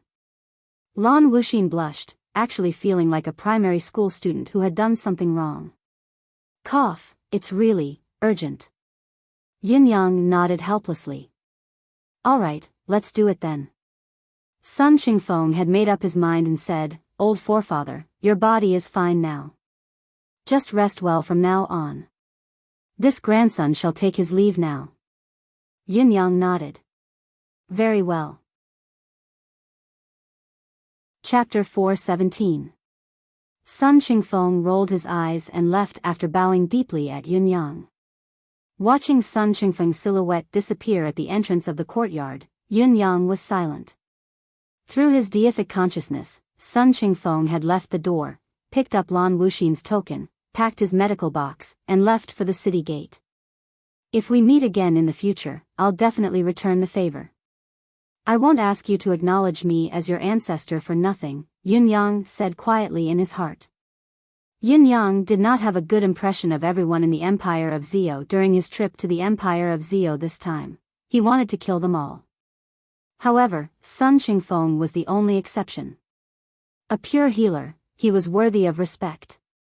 Yin Yang had no choice but to make use of such a person by chance. Of course, Yin Yang would not be indifferent. As the saying went, a prophecy came true. When both of them met again in the future, they would no longer be the same person, but Yin Yang would always remember the vow he had made today. He had given Sun Qingfeng many benefits and had sincerely called him old forefather many times. He had nothing to say when he was not capable, but when he was capable and had resources, he would naturally give benefits. Then, Yin Yang followed Lan Wuxin, who was impatient from waiting but dared not show it on his face. Along the way, Yin Yang could clearly feel that the atmosphere in Zilong City had undergone a drastic change from 2 days ago. Previously, it had been jittery and panicky, but the people's daily lives were still the same. Although it was affected, it was not too severe. Now, there were almost no pedestrians on the streets as far as the eye could see. Squads of armored soldiers could be seen shuttling back and forth. Countless experts armed with sabers and swords were patrolling slowly at every corner or even on the streets. Waves of powerful deific consciousness rippled in the air. It was as if there were no blind spots in the sky or on the ground. Not to mention Supreme Cloud, who had lost his manifestation powers. Even Ling Xiaozui and Jun Moyan would not be able to enter Zilong City without being noticed. A faint murderous aura had completely enveloped the entire Zilong City. At this moment, Zilong City was like a huge barrel of dynamite. All it needed was a spark to ignite and cause a massive explosion. Yin Yang's robes fluttered as he walked on the road while Lan Wuxin whipped his horse and galloped beside him. Under the old forefather Yin Yang's restrained speed, Lan Wuxin's steed could barely keep up even if it sped at full speed. If it were not for him leading the way, Yin Yang would have long disappeared. On both sides were bodyguard experts. They were divided into 2 teams and advanced rapidly. In front of him was his destination, the heavenly prison of the Ministry of Justice. Yin Yang could only feel the blood in his heart surging and boiling, unable to be suppressed. There was even a faint murderous intent gathering in his eyes. Old Dugu. I'm coming. I'm here to save you and let you live a peaceful life. I'll be filial to you and let you enjoy the happiness of a family in your old age. What 7th brother Blood Lord didn't have time to do, I'll do it for him. I'll do everything. You have me for everything. In front. The chief official of the Ministry of Justice came out to greet them, but his face was pale. Lan Wuxin whipped his horse over and dismounted. He staggered and almost fell. How is it? The chief official of the Ministry of Justice looked pale. That lord is still here. No one has come near. Lan Wuxin sighed as well and said, all right. Walking to Yin Yang, he said with a pained expression, old forefather, there's something unexpected that I didn't tell you before. Yin Yang frowned. What accident? Why didn't you just say it? It's actually one of the omissions you mentioned earlier. The unrivaled swordsman, Jun Moyan, is here. Lan Wuxin said with a pained expression, since the assassin damaged himself and became a living dead, Jun Moyen has suddenly arrived and has been guarding outside the prison, not allowing anyone to come near. Yin Yang's gaze flickered. Jun Moyen? He's actually defending the assassin here? Where does he stand? Has he forgotten about his homeland? Elder Yun had just received all the help from his homeland and was filled with nostalgia for his homeland. He was also the oldest fellow in the family, so it was only right for him to say such a thing. However, Yin Yang's true thoughts were in a whirlwind of emotions. He did not expect the variable, Jun Moyen, to be here. Would his existence alter his rescue plan and extend it to an unpredictable direction? Jun Moyen was now the biggest accident, a variable that was completely out of his control. How could Yun Yang not be alarmed? His rescue mission to Zio this time had been full of twists and turns. There were countless accidents and variables everywhere. Although Jun Moyen was a huge variable, Yun Yang was not overly alarmed. After all, he still had the medallion of gratitude with him. Could he use it when necessary? Perhaps, he could gain Jun Moyen's assistance and increase his chances of success. What Yun Yang was most worried about was whether the Four Seasons Tower's master, Mr. Nian, would suddenly appear and target the only surviving member of the Nine Supremes. Was it not within reason for the Four Seasons Tower's master to personally hold the line? Yin Yang's head was throbbing right now. Seeing that Chancellor Lan had arrived with another person, the people who were waiting in front naturally opened up a path for them. The Board of Justice's doors that had not been opened for years opened wide and everyone entered one after another. As all of them surged in, a strand of fierce sword chi suddenly surged out from within, and it came from all directions, causing all of them to feel that ghastly coldness. As far as the eye could see, the source of the sword chi came from a small courtyard. On the surface, it seemed that there were only 5 rooms in this small courtyard. However, there was another world below. There was an underground secret chamber, which was originally the expedient and secret torture place of the Ministry of Justice. Every important criminal had to be interrogated here first. After the verdict was passed, it was decided whether or not to send them to prison. Now, the Board of Justice's men could not enter this small yard. Not only the Board of Justice, everyone in the Empire of Zio, including His Majesty the Emperor, could not enter either. Other than the unconscious assassin who had been lying on the bed, there was another person here. It was this person who had turned this space into Zio's forbidden zone. Jun Moyen. 1 man and 1 sword, intimidating Zio. A guard took a step forward and walked in front of the tightly shut courtyard door. He raised his voice and said, "Senior Jun, a godly doctor has arrived to treat the assassin inside. Please open the door and let the godly doctor in. If you delay, you will only delay the assassin's life." Just as his words echoed, the sword intent in the air changed abruptly, the murderous intent intensified. Everyone present who had a long sword by their waist clanged loudly without exception. It was the sudden change in the sword intent, triggering a reaction from all the swords in the world. A cold voice spoke faintly, "Divine Physician?" What divine physician?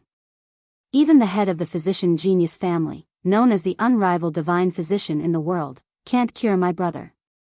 Who else in this world can surpass his medical skill? Or do you all have some conspiracy up your sleeves again? Do you really think that Jun Moyen won't dare kill you?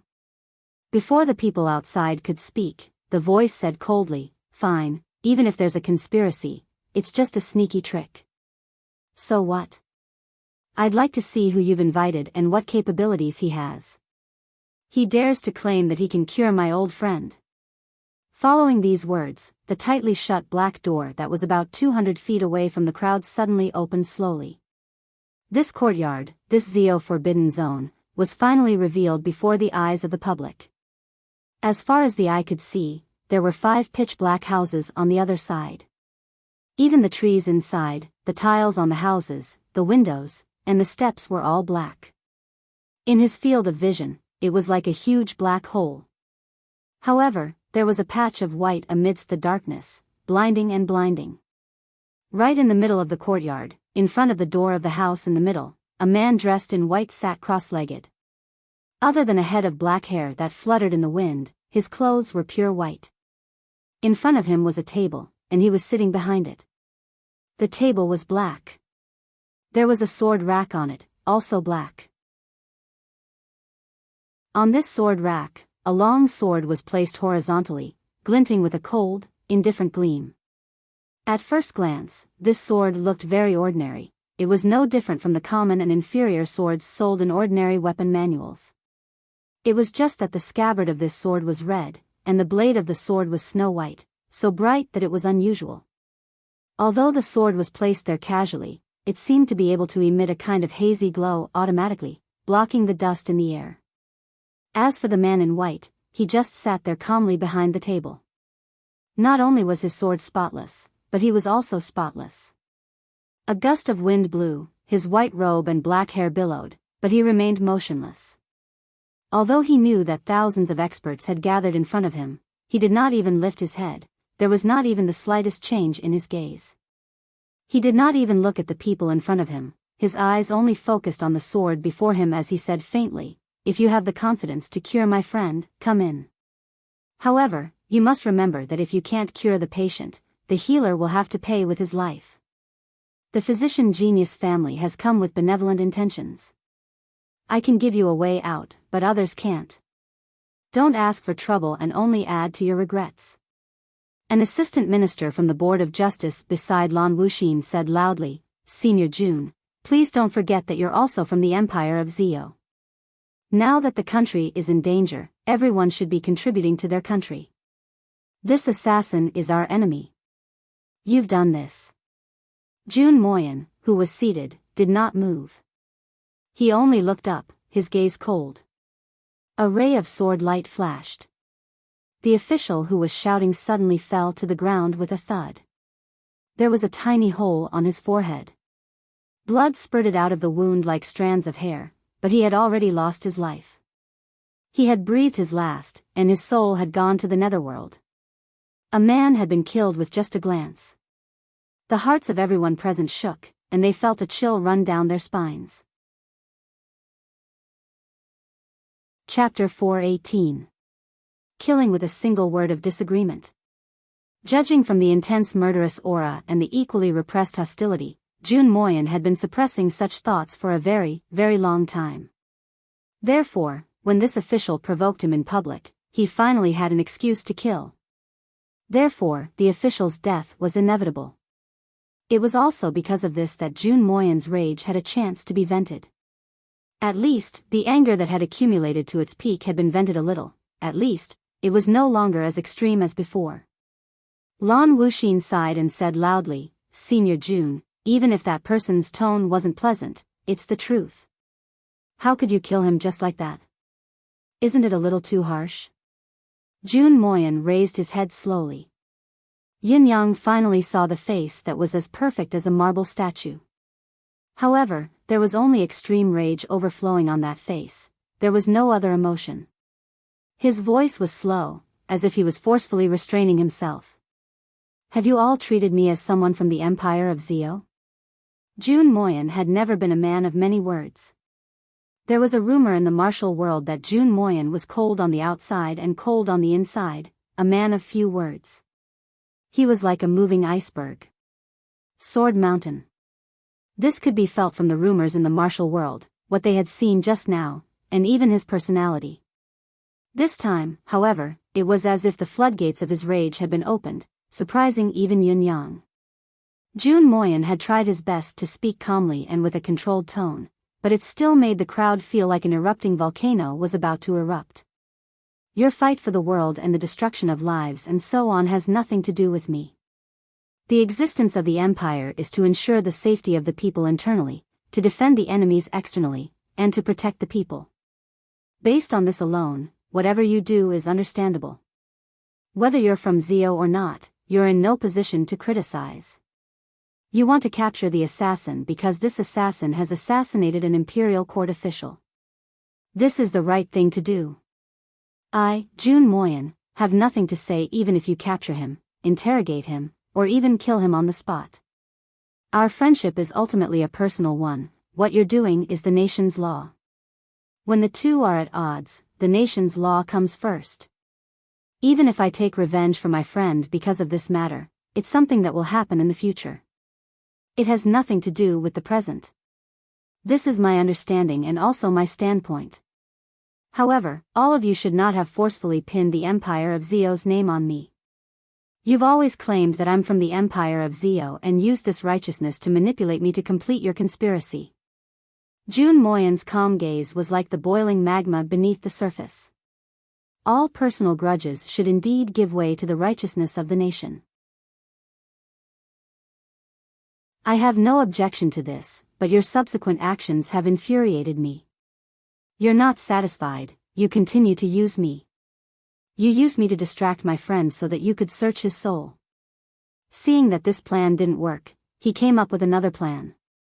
He used my fame to spread the news and set up a trap to lure his friends and relatives here. Lan Wuxin, Great Chancellor Lan, if you're telling me the truth, then let's just say the truth. The truth is that you've used my friend and my relationship to carry out these devious deeds. As a citizen of Zeo, it's only right for me to put the nation's affairs first and restrain my emotions and principles. I don't need you to teach me what I should do. However, I've done what I should do. Yet, you still want to stop me from doing what I shouldn't have done? Who is right and who is wrong? How do you explain it? Jun Moyan's gaze was like the gleaming light of a long sword in the air. He laughed mockingly and said, "What do you take me, Jun Moyan, for? Until now, you still want to use the righteousness of the nation to pressure me." Jun Moyan laughed mockingly. "I don't know if you're overestimating yourselves or looking down on me. I'm a citizen of Zeo, yes, but my loyalty is to this nation and its people, not to you bunch of bureaucrats. You've been using the righteousness of the country to keep me here, unable to move. I've watched as my old friend, my benefactor, was tortured by you, had his soul searched by you, had his family and friends set up by you, and now I'm a part of the trap. How do you expect me, Jun Moyan, to live in the martial world and in this world in the future? If I hadn't restrained myself, the target of that sword should have been you, Great Chancellor Lan." Jun Moyan's long speech in one breath stunned Lan Wuxin, who was standing opposite him. To be fair, had he really gone overboard? A Zeo official said angrily, "Senior Jun, we respect you as a senior and have never offended you. We don't think we've done anything wrong in terms of etiquette. This official thinks that for the nation's cause, we can only choose our sides. Even if there are some losses and grievances, it's all within reason. There's no need to be calculative." This lowly official can't understand why Senior Jun is so indignant. "Why did you come here?" Jun Moyan smiled oddly and said, "What's your name? How old are you?" This official is Huang Weishan, 25 years old this year. "I'm only a minor official in the Board of Justice. Naturally, I'm nothing in Senior Jun's eyes." Huang Weishan spoke boldly, his head held high and his chest puffed out in a righteous manner.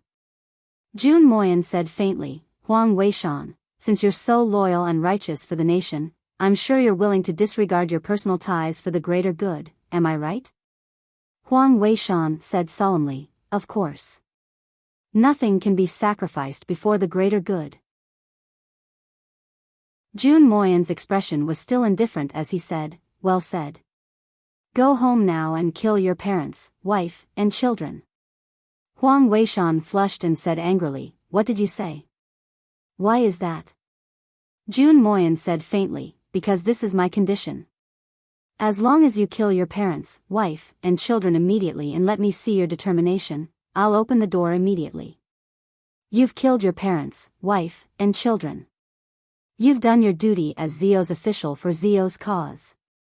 I believe that whether it's Chancellor Lan here or Zeo's emperor who's not here, they'll remember your merit." Huang Weishan said angrily, "How dare you? How dare you?" Jun Moyan said mockingly, "How dare you? Weren't you speaking frankly and righteously just now?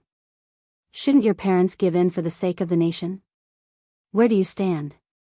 A mere minor official from the Board of Justice doesn't even want to kill your parents, wife, and children, but you're forcing me, the unrivaled swordsman, to sacrifice my friends and brothers? hypocritical, shameless, and sanctimonious. You really have guts. Huang Weishan, don't forget your real name in your next life. You're called Hypocrisy, not Weishan. With a flash of sword light, the official named Huang Weishan was beheaded as he chased after the official from before. Lan Wuxin was furious. Senior Jun, you. Jun Moyan said with disdain, Great Chancellor Lan, I think you only remember that Jun Moyan is from the Empire of Zio, but you've forgotten something about him. Lan Wuxin's heart skipped a beat as he asked subconsciously, what is it? Jun Moyan's eyes glinted as he said faintly, that is. Jun Moyan, who roams the world with a sword in his hand. He said in a low voice, this means that when I have a sword in my hand, all of you shut up. Otherwise, die. Lan Wuxin was not the only one who felt a chill run down everyone's spine.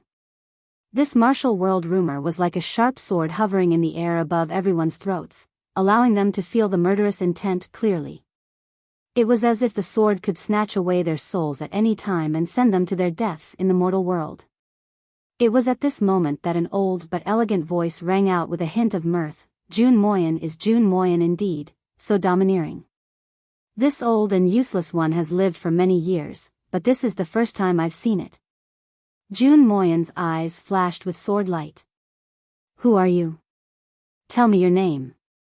Yin Yang's green silhouette took a step forward and said, I'm the person they've asked to restore your friend's soul. Jun Moyan asked, do you have the ability? Yin Yang smiled. Do you think I can defeat you? Jun Moyan's gaze was like a sharp sword as it scanned Yin Yang and sneered, you're not weak, but you're still not my opponent. If I wish to save your life, a single sword strike is enough. Yin Yang laughed. Isn't that simple? If I can't restore him in the end, just kill me. What's the point of saying so much? Lan Wuxin was shocked. Old forefather. Yin Yang waved his hand. That's it. Trust me. Jun Moyan stared at him for a moment and suddenly guffawed. If so, come in. The rest of you, stay outside. A sharp glint flashed across his eyes as he enunciated the last three words, do not move. Yin Yang smiled faintly and nodded at Lan Wuxin before he strode forward. The Four Seasons Tower's experts who had followed him were stupefied. Didn't you agree to let us watch from the sidelines? You're going in alone now, without even a word of warning, what do you mean? Then what are we doing following behind you, coming and going all the way? Playing a monkey? We almost had to fight that Jun Moyan, okay? Chapter 419. Lan Wuxin heaved a long sigh of relief. He had finally made it in. There was finally hope. Finally, it was too difficult for him to reach this point. Chancellor Lan was extremely relieved, waiting for old forefather to come out and tell him that he could wait. No, there was still one more hurdle to overcome. Jun Moyan was right here. How could he send someone to search the assassin's soul after this? Would he agree? This was the most important thing right now. Lan Wuxin sighed. It was obvious that the righteousness of the nation could no longer keep Jun Moyan in check. There was only one last way left. His Majesty had to make a move personally. With His Majesty's status, he should be able to succeed. If His Majesty were to make a move personally and be rejected, then Jun Moyan's reputation in the Empire of Zio would be utterly tarnished. Any Zio citizen would despise him. Such an outcome was not what Jun Moyan would like to see and was willing to accept. As for making a move personally, His Majesty should have long been prepared. Wait a minute, I seem to have overlooked something. What have I forgotten? Lan Wuxin frowned, racking his brain. There seemed to be something wrong, but he could not put his finger on it at the moment. The awkward feeling of not being able to put his finger on it made Chancellor Lan panic, as if something bad was about to happen. What was it that made him overlook it? Old forefather had been in there for a long time. Yes, old forefather. Yes. Didn't old forefather say that he knew Jun Moyan? Why did Jun Moyen not feel any sense of familiarity when he saw old forefather now? The way they conversed, it did not seem like they were acquaintances. What was going on? Lan Wuxin suddenly felt flustered. Chancellor Lan thought for a long time and had an answer long ago. There were only two possibilities in the current situation. The first was that old forefather was lying and he did not know Jun Moyen at all. As for the second possibility, old forefather's appearance had changed so drastically that Jun Moyen could not recognize him immediately. He probably didn't recognize me. He definitely didn't recognize me. He must not have recognized me. The poor Prime Minister mumbled vaguely to himself. He seemed to be on the edge of insanity. If something were to go wrong in this matter, not only would he be humiliated, but the entire empire of Zio would also be fooled by others. It was too serious. Absolutely not. If the change was too great, it would cause the acquaintances to not recognize each other. Yes, that must be it, that must be it. Today's Elder Yun was indeed very different from the previous Elder Yun in terms of appearance. He was simply a young man, so it was reasonable that no one could recognize him. Now, Prime Minister Lan could only think along this line of thought. Yin Yang had already entered the small house.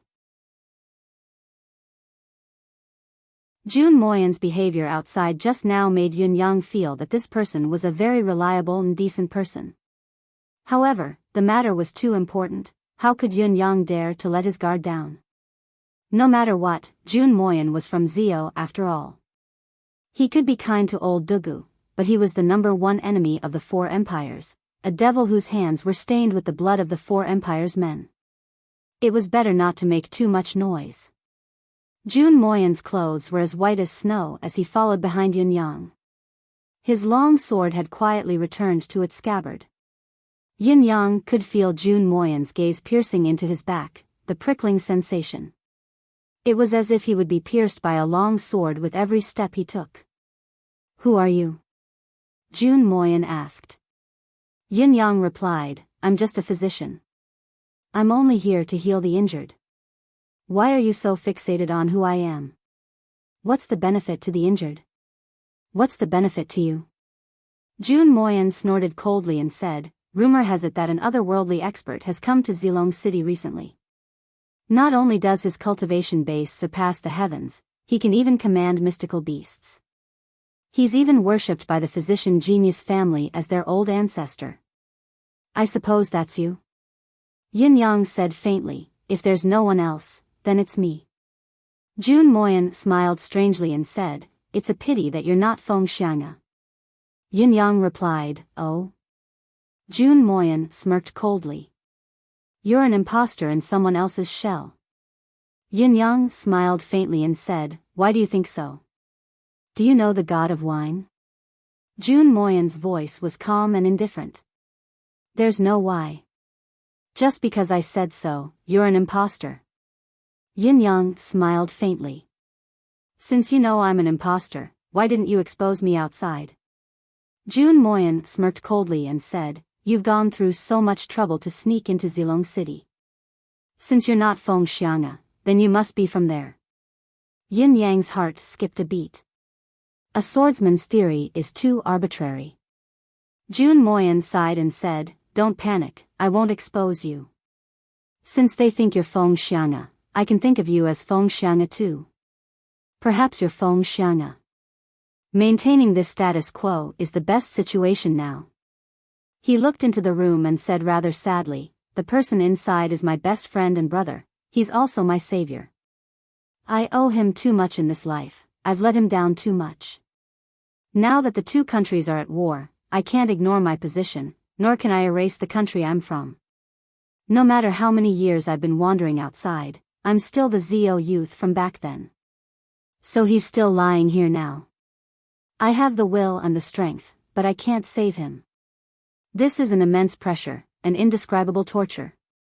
It's like my conscience has been eaten by a dog during this period of time, it no longer exists. I'm a swordsman. A swordsman who'd rather break than bend, a swordsman who'd never erase his conscience." But my heart now, Jun Moyen heaved a long sigh. Yin Yang sighed as well. He could completely understand what Jun Moyen's sigh meant. The heart of a top-notch swordsman should never be flawed, not even the tiniest bit of flaw should exist. Any kind of guilt, regret, or any other negative emotions should not exist. Once it existed, it would affect the clarity of the sword heart and obstruct the future swordsmanship as well. In spite of this, Jun Moyen was obviously stuck between a rock and a hard place. If he were to spare his friend for the sake of friendship, it was a fact that he was born in the empire of Zio, no matter how high his status was in the martial world. Indulging the enemy for personal reasons would make him a traitor. How could the sword heart be clear? On the other hand, if he did not save his friend when he could and watched his friend die or be tortured, it would only make his conscience even more uneasy. How could the sword heart be clear? Therefore, Yin Yang/Elder Yun's arrival could really be a chance for Jun Moyen, a chance to resolve this matter perfectly. If it weren't for him, I'd choose to stay out of the war between the two countries and the fight for world domination. Jun Moyen seemed to be confessing something. Such a confession coming from such an unparalleled expert gave Yin Yang an extremely absurd sense of incongruity. Therefore, I hope that you can really save him and bring him away safely. Jun Moyen said quietly, I won't help you escape, but I won't stop you either. From the moment you bring him away from here, Jun Moyen will no longer be in Zio. Yin Yang said faintly, in the end, I have to rely on my own strength to get out. If I can't, it has nothing to do with you even if your friend and I die in this city. Jun Moyen was silent for a moment before he said, that's right.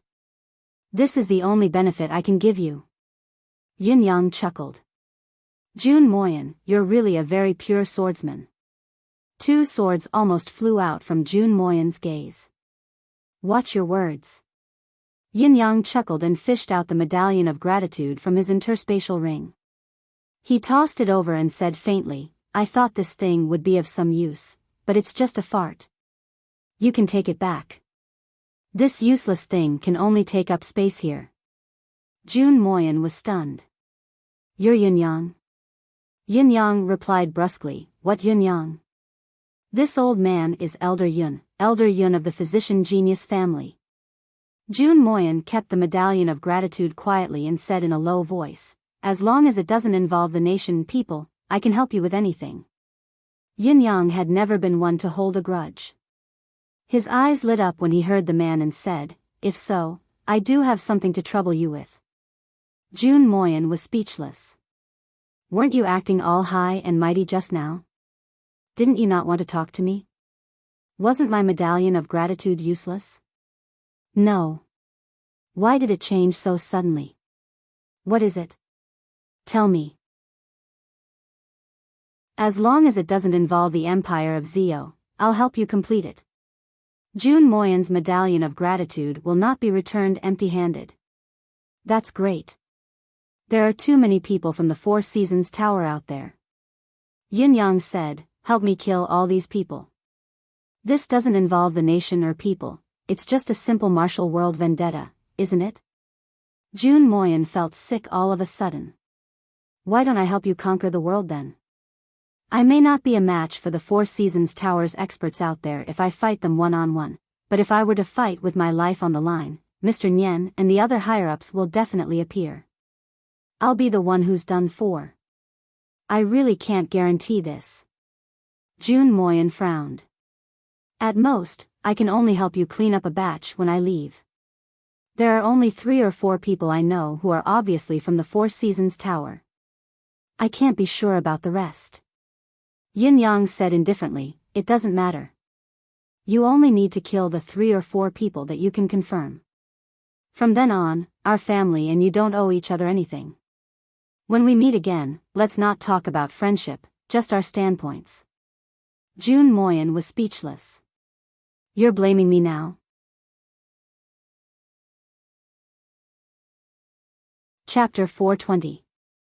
As Yin Yang walked in, he suddenly thought of a strange question and asked, after seeing you in person today, I realized that my previous judgment of your ability has been greatly mistaken. Based on my judgment of your cultivation base, you can be considered the pinnacle of the world, perhaps not too far off from Ling Xiaozui, if not even close. How did Bai Shue manage to escape from your sword back then? With his cultivation base, it would have been impossible for him to take a casual strike from you. How did he manage to escape unscathed after being struck?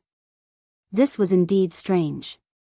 Before he had met Jun Moyan, Yin Yang had naturally felt that Lao Bai was a peerless expert. However, as Yin Yang's cultivation base grew, especially after meeting Jun Moyan in person, he realized that Lao Bai was nothing. What was more, the previous Lao Bai had not even needed to move his sword against Bai Shue. Jun Moyan could have chopped the latter into pieces. It was a huge gap between heaven and earth. How could Bai Shue have been able to fight him for so long and be defeated by a single strike? As for being struck in the chest, that was even more unbelievable. Jun Moyan said coldly, "Those who fight me, as long as they are not evil, I will spare their lives if they are obsessed with the sword." Bai Shue did not die from the stab that pierced his chest and even managed to escape. Of course, it is because of the sword energy that I injected into his organs when I stabbed him, protecting them so that his vital energy is not depleted. Naturally, he has a chance to escape. Yin Yang was dumbfounded. F***ck, could it be played this way? If you're so capable, why don't you ascend to heaven? Subconsciously, he asked, why? Don't you know that nurturing a tiger will only invite calamity? It's your own fault for being devoured by it. I have to nurture him. Jun Moyan was straightforward.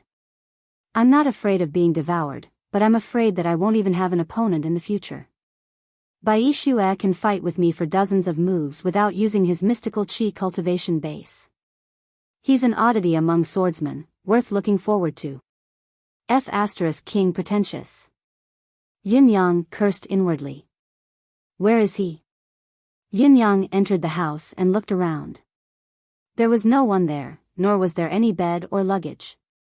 Jun Moyan said faintly, I've concealed it with a formation.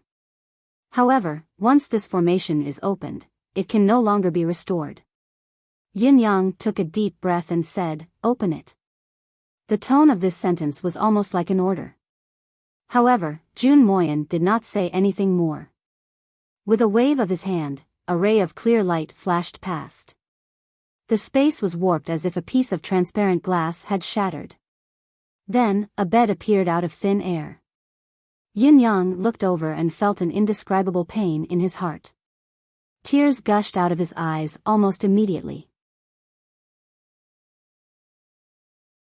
He took a deep breath, but the murderous intent and violence within him rose abruptly and could no longer be suppressed. Old Dugu. In Yin Yang's impression, this old man, who had always been hunched and reeking of oil and smoke with an apron tied around his waist, was now lying upright on the bed. His wounds looked like they had been treated, but they were still bloody and scarred. The old man's right leg was gone, and his left leg had been cut countless times, leaving only flesh and skin. His entire body was covered in wounds, and with a rough look, there were at least 1,000 of them. There were saber and sword marks on his face as well. One of his eyes had turned into a hole. His right hand had been chopped off at the elbow, his left hand was relatively intact, but there were still dozens of saber and sword marks on it. His chest was caved in. Who knew how many heavy blows had landed on this old man's body? The old man now looked like a broken rag doll. There was not an inch of uninjured flesh on him. This was the result of Jun Moyan's treatment. How could this be? How could this be? Yin Yang was dazed, his vision darkening as he almost fainted. Before seeing old Dugu in person, he had imagined it many times. He knew that old Dugu must have been severely injured, but he had never imagined that old Dugu's injuries would be so severe and devastating. Just looking at the wounds on his body, it was not difficult to imagine how desperately old Dugu had fought that day. It was a fighting style that had even burned the strength of the soul to the limit. Other than that, the enemies old Dugu had faced had to be at least hundreds of people. Perhaps even more. The old man was lying peacefully now. There was no sign of his chest rising or falling. It was like he had passed away. He's still alive. Jun Moyan's voice was pained. But It's no different from being dead. His deific consciousness, soul, and will are all gone. The only thing left is the half a breath that I've sent in, barely keeping this broken body together. He can't even be considered breathing. How can he be saved in such a state? He sighed deeply and turned his head away, unable to bear to look at his brother's broken body. Yin Yang placed his hand on old Dugu's neck. It was only here that he could feel the old man's body still warm, and he could also feel the signs of a heartbeat after a long time. I've used countless spiritual medicines during this period of time, but the only effect was to keep him alive for this half a breath. That's all.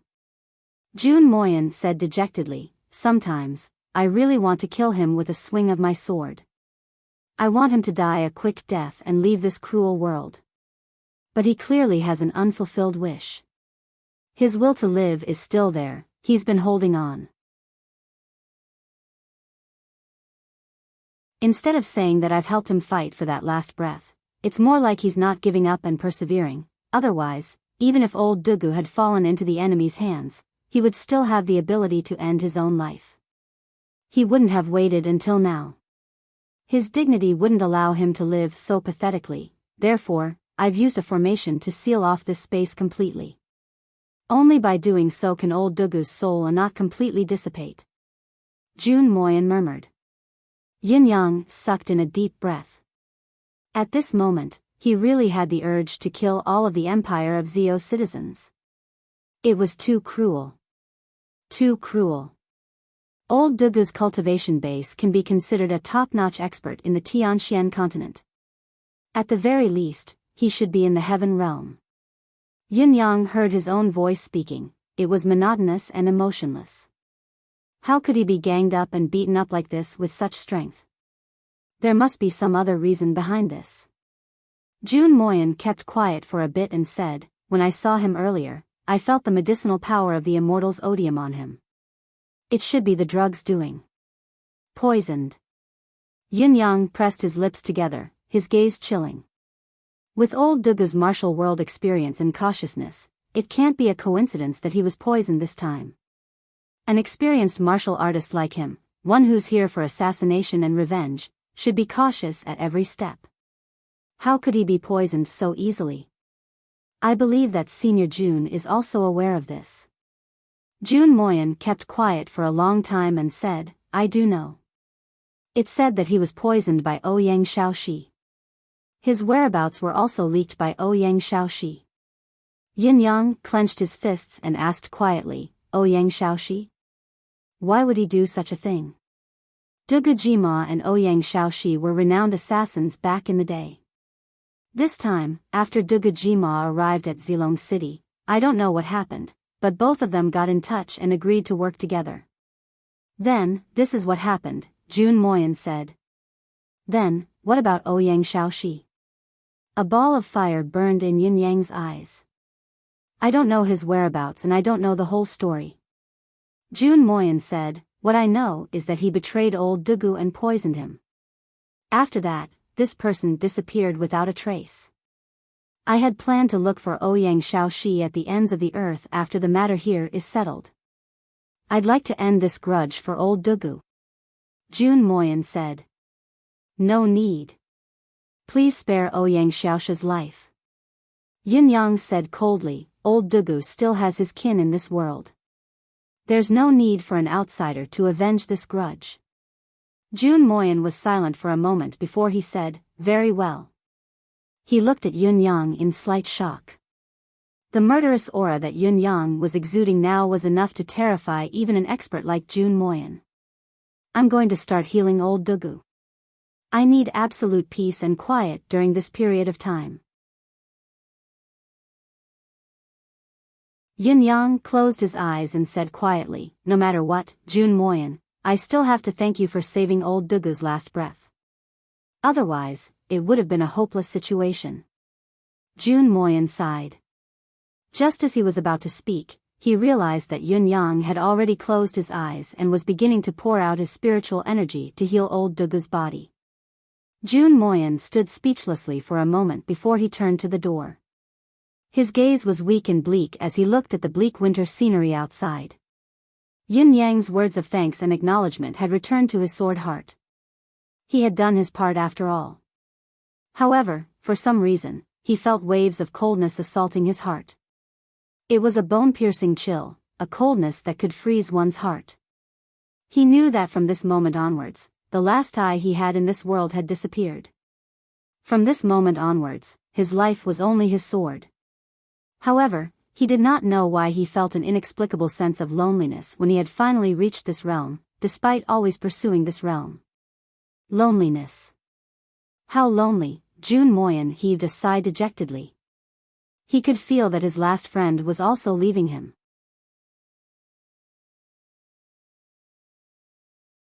Chapter 421. Yin Yang closed the door, shutting Jun Moyan outside. Then, he reached out to hold old Dugu's arm. His right arm. The only part of his body that could be held was this half of his arm. Although his left arm looked more complete than his right, the bones within were actually shattered. It could still be maintained with the support of mystical chi, but now that old Dugu was unconscious and his cultivation base was gone, it might break apart if he moved his left arm recklessly. It would be a real challenge to repair it then. As for the other parts of his body, they were mostly broken. No matter how hardened one was, one would not be able to bear to look at it. Yin Yang was overwhelmed with grief at this moment. He could no longer hold it in as tears gushed out of his eyes. The iron-blooded man was actually shedding tears. He was extremely heartbroken and furious at the same time. His body was trembling uncontrollably. The moment he saw old Dugu, Yin Yang knew that old Dugu was, in fact, a dead man. Even though there was still a breath of air left, it was actually old Dugu's strong will to live. He was unwilling to give up and was barely holding on. It was obvious that he did not want to die, or perhaps, he still had unfulfilled wishes. However, in order to deal with the enemy's soul-searching technique, he had shattered his own soul. His soul could no longer be restored, his deific consciousness disintegrated. Even if he breathed normally, he was only a walking corpse. There was no thought, no soul, no consciousness. "Father, I'm here, I'm here." Yin Yang called out in his heart, "Can you feel it? Your other son is here." Old Dugu lay there, motionless and unresponsive to Yin Yang's arrival. "Emmy! Emmy!" Yin Yang called out anxiously in his heart, "Quick, take a look. Can he still be saved?" Emmy's consciousness peeked out. The green glow had just lingered on old Dugu's body when it shrunk back in shock. Emmy was a ruthless character that had been through a lot. Strictly speaking, its knowledge was far above its owner, Yin Yang's, but it had never seen such a severely injured body. Under Yin Yang's constant urging, Emmy extended its consciousness again and examined the body for a long time before shaking its head helplessly. Emmy already knew how important this person was to Yin Yang, but it still uttered, "Aya." Yin Yang was saddened. "Is there no hope?" The green leaves drooped down. "Can you try to gather its divine soul? Even if it's only for a moment?" Yin Yang said softly, "I know that my father has been holding on and not leaving because he has something on his mind. He's waiting for me. I want to give you a chance to speak your mind. He has been holding on, waiting for me to come. He must have a lot of things to tell me, and he must have a lot of things for me to do. Emmy, I'm not asking for much. I just want my father to know that I'm by his side, that he won't be alone when he dies, that he won't be alone, that he has a son to send him off. That's enough." Yin Yang said softly. Emmy was reluctant. "Aya," Emmy expressed solemnly that it was feasible to do so, but it would consume too much energy. Most importantly, it could not save the person at all, it could only form a final radiance of the setting sun. It was not worth it, it was futile, and the loss outweighed the gain. "Cut the nonsense, do it quickly," Yin Yang urged in an unprecedentedly stern tone for the first time. His voice was resolute and brooked no question. Faced with its master's decision, no matter how reluctant Emmy was, it knew that it had to do it this time. It could only unleash its full strength to create the opportunity for old Dugu's final radiance. Waves of abnormally exuberant green life force burst forth with an indescribable vigor and flowed endlessly into old Dugu's body, meridians, blood, dantian, mind, and sea of consciousness. At the same time, Emmy was still emitting an extraordinarily radiant purple glow that intersected in the room, as if it was binding something in the air. This time, not a single bit of the air of vitality that Emmy had released leaked out. Wisps of it entered old Dugu's injured body. Gradually, the green formed something that looked like a cocoon outside old Dugu's body. A green cocoon. Such an immense amount of air of vitality would be enough to revive someone else 100 times over, but it did not have the slightest effect when it was injected into old Dugu's body. In spite of this, Emmy continued to pour out the air of vitality, obviously anticipating this situation. After all, old Dugu's condition was much worse than an ordinary person who had just died. How could it be easy to revive a dying person? Yin Yang could not help but tremble softly. Poor father. In the invisible void, old Dugu's dispersed soul was reassembling itself bit by bit due to Emmy's relentless efforts. His broken body was recovering bit by bit as well. However, this was as far as it went. No matter how much air of vitality was injected, it was no longer effective, instead seeping out from various parts of his broken body. Obviously, his broken body could no longer bear more air of vitality, nor could it unleash the energy. From the beginning to the end, the wounds showed no signs of healing. As for regeneration, it was even more impossible. Yin Yang shuddered in sorrow. Before this, Yin Yang was still holding on to a sliver of hope. With the heaven-defying life force provided by Emmy and old Dugu's indestructible will to live, he might be able to create a new life, escape death and prolong life. However, everything that was happening before his eyes was a clear indication that there was no longer any hope of defying fate. If old Dugu's body could continue to absorb the air of vitality to nourish itself, then there would be a chance of survival. Now, however, his body was completely indifferent to such an abundant life force. It was the last ray of hope that had been severed. Emmy, who had tried with all its might, finally stopped the infusion of air of vitality. Instead, it released another type of purple ray in a more concentrated manner. Yin Yang could only hear his own heartbeat clearly. He waited anxiously, watching without blinking, afraid that he would miss the tiny chance to meet old Dugu again. After a long, long time, Yin Yang finally felt an unusual vibration in the space. It was Emmy using the purple ray, trying its best to retrieve it. It had even infused air of vitality that was so dense that it was almost tangible into the purple ray to increase its pulling force. As far as the eye could see, a purple net appeared in midair. Ayya! Emmy cried out laboriously. Obviously, this task was very exhausting for Emmy as well. It could not be sustained for long. Yin Yang was not in the mood to pay attention to his subconscious space. If he had been paying attention, he would have seen that the space was already raging like a storm. At the top of the space of consciousness, the vague image of a human face gradually appeared. It was the soul of the target that Emmy had restored based on Yin Yang's memory, mobilizing all the energy it could muster. Only by retrieving the portion of the soul that had dissipated from the void and helping it form a complete consciousness once again could the soul be truly revived. Yin Yang, the hands-off boss, was only responsible for giving the order. How could he know how much calculation and energy was required for this to happen? Even if Yin Yang knew, he would still do it without hesitation. Regardless of the cost. He wanted to meet old Dugu again. Emmy's cries were getting more and more strained. It was obvious that it was running out of energy. However, Yin Yang's eyes shone abruptly. A blurry silhouette gradually appeared in the void before Yin Yang's eyes. It was the silhouette of an old man with a hunched back. An old man with a face full of wrinkles and an apron tied around his waist, but his gaze was gentle. His kind gaze was focused somewhere in the void, as if he was looking at his 9 sons from afar with benevolence. In that small and narrow restaurant, in that place that only belonged to him, each one of them was eating Chinese cabbage and tofu contentedly. His gaze was filled with contentment and happiness. Father. Yin Yang's eyes were brimming with tears, his body trembling violently. He had always prided himself on being calm and unmoving like a mountain, but right now, he had the urge to burst into tears, disregarding everything else. "I'm here to bring you home," as Yun Yang's voice echoed. The silhouette in the air suddenly swayed, like a human figure twisting in ripples on the surface of water. However, there was no change in its expression. It was obvious that Emmy had not completed the final stage. Amidst Yun Yang's teary anticipation, the hunched silhouette in the air actually moved.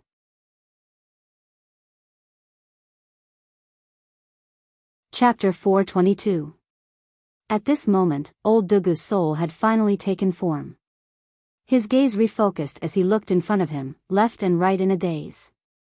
Finally, following Yun Yang's call, he saw Yun Yang in front of him. Then, he frowned and murmured as if he was in a dream, "Why are you here?" Yun Yang choked and said, "If I didn't come, how would I know what happened to you?" Old Dugu's expression tightened. He looked at his broken body lying lifelessly on the bed and suddenly thought of something. He sighed desolately and said, "Child, you shouldn't have come and you shouldn't have stayed here. Go." Hearing the word, Yun Yang felt even more sorrowful. He said, "I'm here to bring you back. I want to take care of you until you're old and dead." "Nonsense, I'm already dead." Old Dugu smiled faintly. "Dead, dead, dead.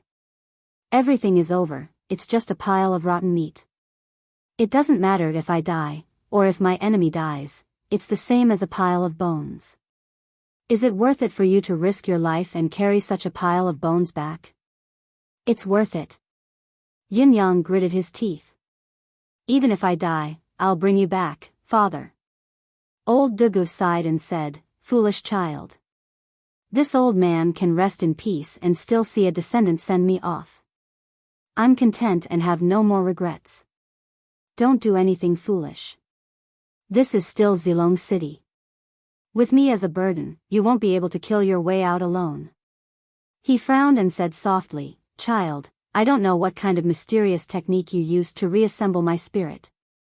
However, I know my own situation. My spirit is starting to dissipate again. This also means that I don't have much time left. Instead of being wishy-washy about what will happen after my death, why don't you be patient and listen to what I have to say? Consider it as fulfilling the friendship between us."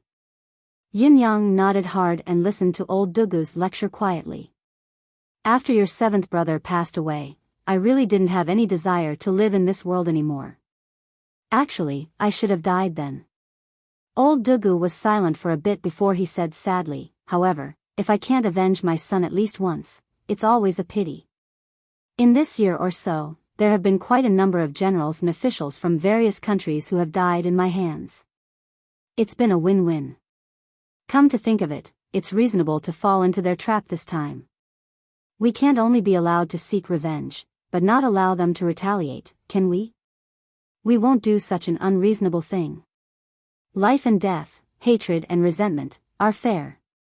Besides, this is also an end for this old man, a conclusion. The reason why I don't want to give up on life is probably because I still have one last wish. There's still something I can't let go of. I've always hoped to see you again. Originally, I had thought that there was no hope. Never would I have imagined that the heavens would care for me so much. I can finally see my child again. I can finally see my son again." Old Dugu's eyes were glued to Yun Yang's face. Dugu's eyes were filled with greed. Old Dugu's eyes. He knew that the person in front of him was his own child, his own family. "You must have exhausted a lot of energy to gather my soul with your arcane skill. I won't say much more." Old Dugu sighed contentedly. "What I want to tell you is my son's background. Actually, I don't know about my son's background either. I picked him up a long time ago, but there's a crescent-shaped symbol on his back. It seems to be the family symbol that some noble families would imprint on their children as soon as they gave birth. Inside the crescent-shaped symbol, there's a kill word, there's a horizontal stripe under the word. If you can find clues about this family or even find his parents, child, you must remember to ask them on behalf of your brother, why did they abandon me back then? If there's a reason, it's fine. If there isn't, you must seek justice for your brother. Such a family will never be unable to raise a child. Old Dugu said softly. Yes.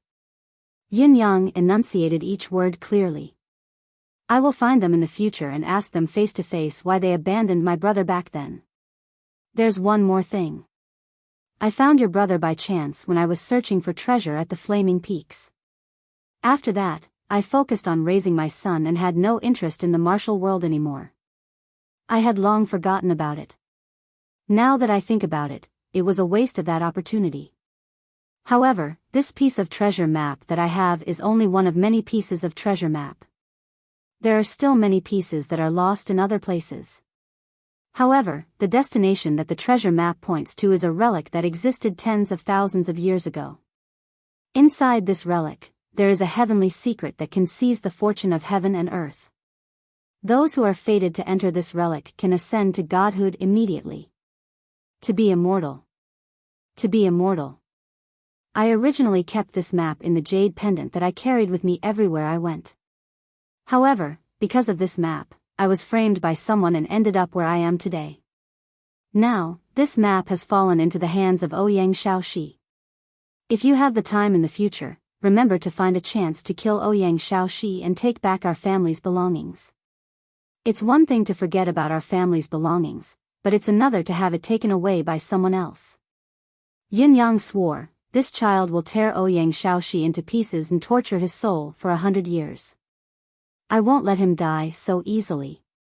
Old Dugu's body swayed abruptly, his silhouette turning illusory once again. Emmy hurriedly increased its output in an attempt to stabilize him, but it realized that it could no longer help him. He had completely lost control and was crying out in panic. Yin Yang was anxious as well. Helpless, he channeled the endless divine art to old Dugu's body with all his might. However, even Emmy's air of vitality was futile. Yin Yang's shallow cultivation base of the endless divine art was futile as well. As the person directly involved, old Dugu naturally felt it as well. He smiled faintly and said, Child, I've thought that when all of you have conquered the world and found yourselves wives and children, I would visit each family one by one and live my days in peace. It's a pity that this old man is destined not to be able to see it. When you find a wife and children in the future, don't forget to burn an incense to the heavens and tell this old man. Even if this old man is in the netherworld, I will drink to my heart's content. Yin Yang said tearfully, Of course. Remember to have more children. Old Dugu smiled warmly. Your elder brothers did not leave behind any descendants. If you give birth to more, you can give it to them. The legacy of the 9 of you brothers, the legacy of your ancestors, all rests on you. Yin Yang could only nod his head, completely speechless. However, he did not stop channeling his cultivation base, still hoping for a miracle to happen.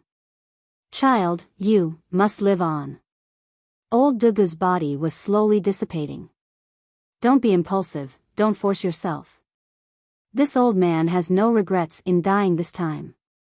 If you must leave with my corpse, this old man will die with everlasting regret if anything happens to you. Just let me stay here, what harm is there in that? Yin Yang was stunned.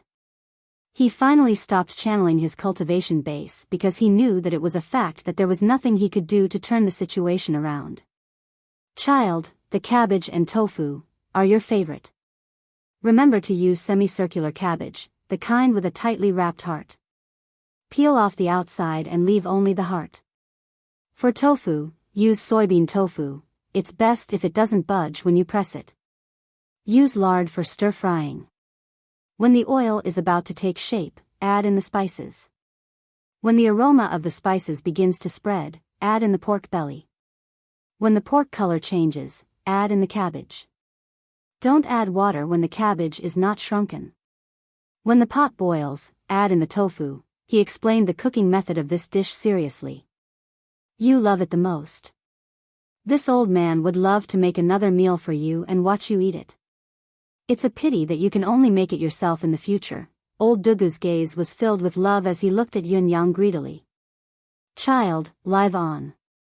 You must be well, you must be happy. The kind gaze was fixed on Yun Yang's face as old Dugu's body turned into wisps of smoke. Leave me, here, this old man can't protect you anymore. He stretched out his hand with great effort as if he wanted to touch Yun Yang's face, but his hand had already disappeared just as he stretched it out. Yun Yang hurriedly moved his face closer, however, the afterimage on the other side swayed in the air for a moment and then completely disappeared. At the same time, the last bit of warmth on old Dugu's chest was finally gone. His soul had gone to the 9 springs, not betraying the human realm. Emmy retracted its deific consciousness tiredly. Yin Yang stood there in a daze, feeling his mind go blank. He knew that old Dugu could have held on a little longer, but in order to extinguish his thoughts, he had used the last of his spiritual energy to dispel the last bit of vitality in his body, allowing himself to vanish completely from this world. Father, Yin Yang's trembling hands stretched out as if he wanted to hold on to the silhouette that had disappeared in the air, but he could only grab a handful of nothingness. The door opened. Jun Moyan was still standing at the door, his gaze even more complicated than before. Has old Dugu gone? Yin Yang still felt like his mind was filled with thunder and lightning, his mind was a complete blank. He actually did not hear what Jun Moyan was saying. He felt chills all over his body, his heart sinking. He suddenly felt like he was the only one left in this vast world. Looking around, there was only loneliness. His brothers had gone. Sister Yu had gone. After Sister Yu and Yun Zuyu, old Dugu had left as well. Yin Yang's last kin in this world was gone as well. He had left his life behind just like that. Yin Yang was already standing in front of his body, but he could not save his life. He had traveled tens of thousands of miles, crossed thousands of mountains and rivers, plotted and plotted, but in the end, this was the only ending he could get. He even had to give up on old Dugu's body due to the circumstances, unable to bury him in his hometown. Was he really going to give up and compromise? Yin Yang felt like his heart was about to explode, a wave of hysterical emotions surging within him. No, I will never give up.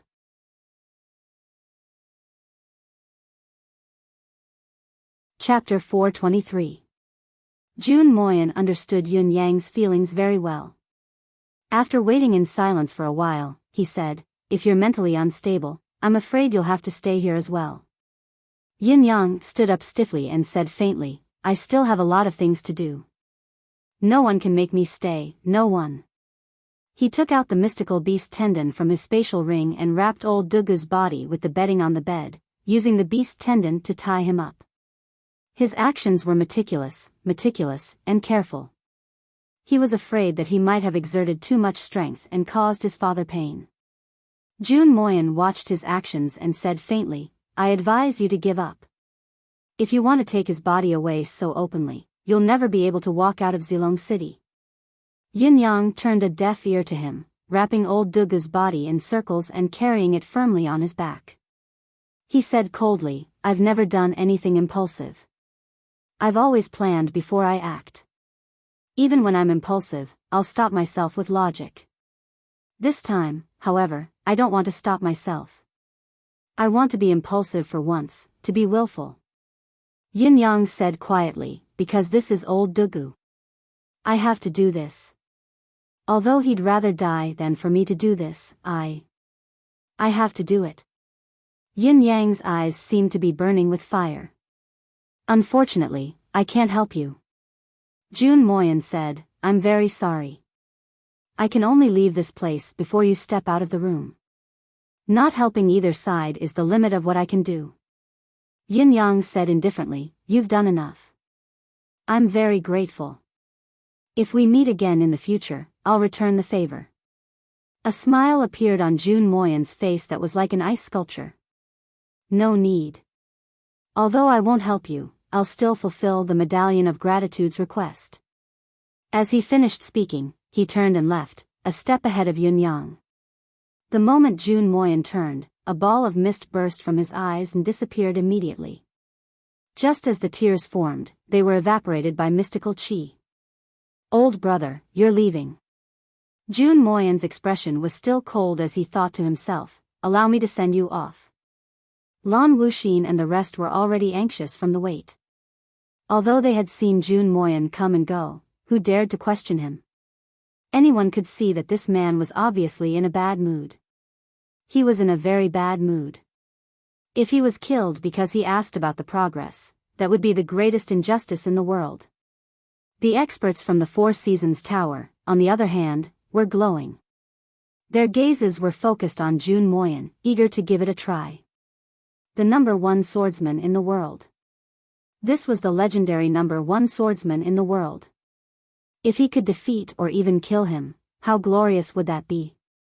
It was a case of people disliking the former for the former's high status, and snatching the former's honor from the latter. It was a pity that Supreme Cloud's trap was here.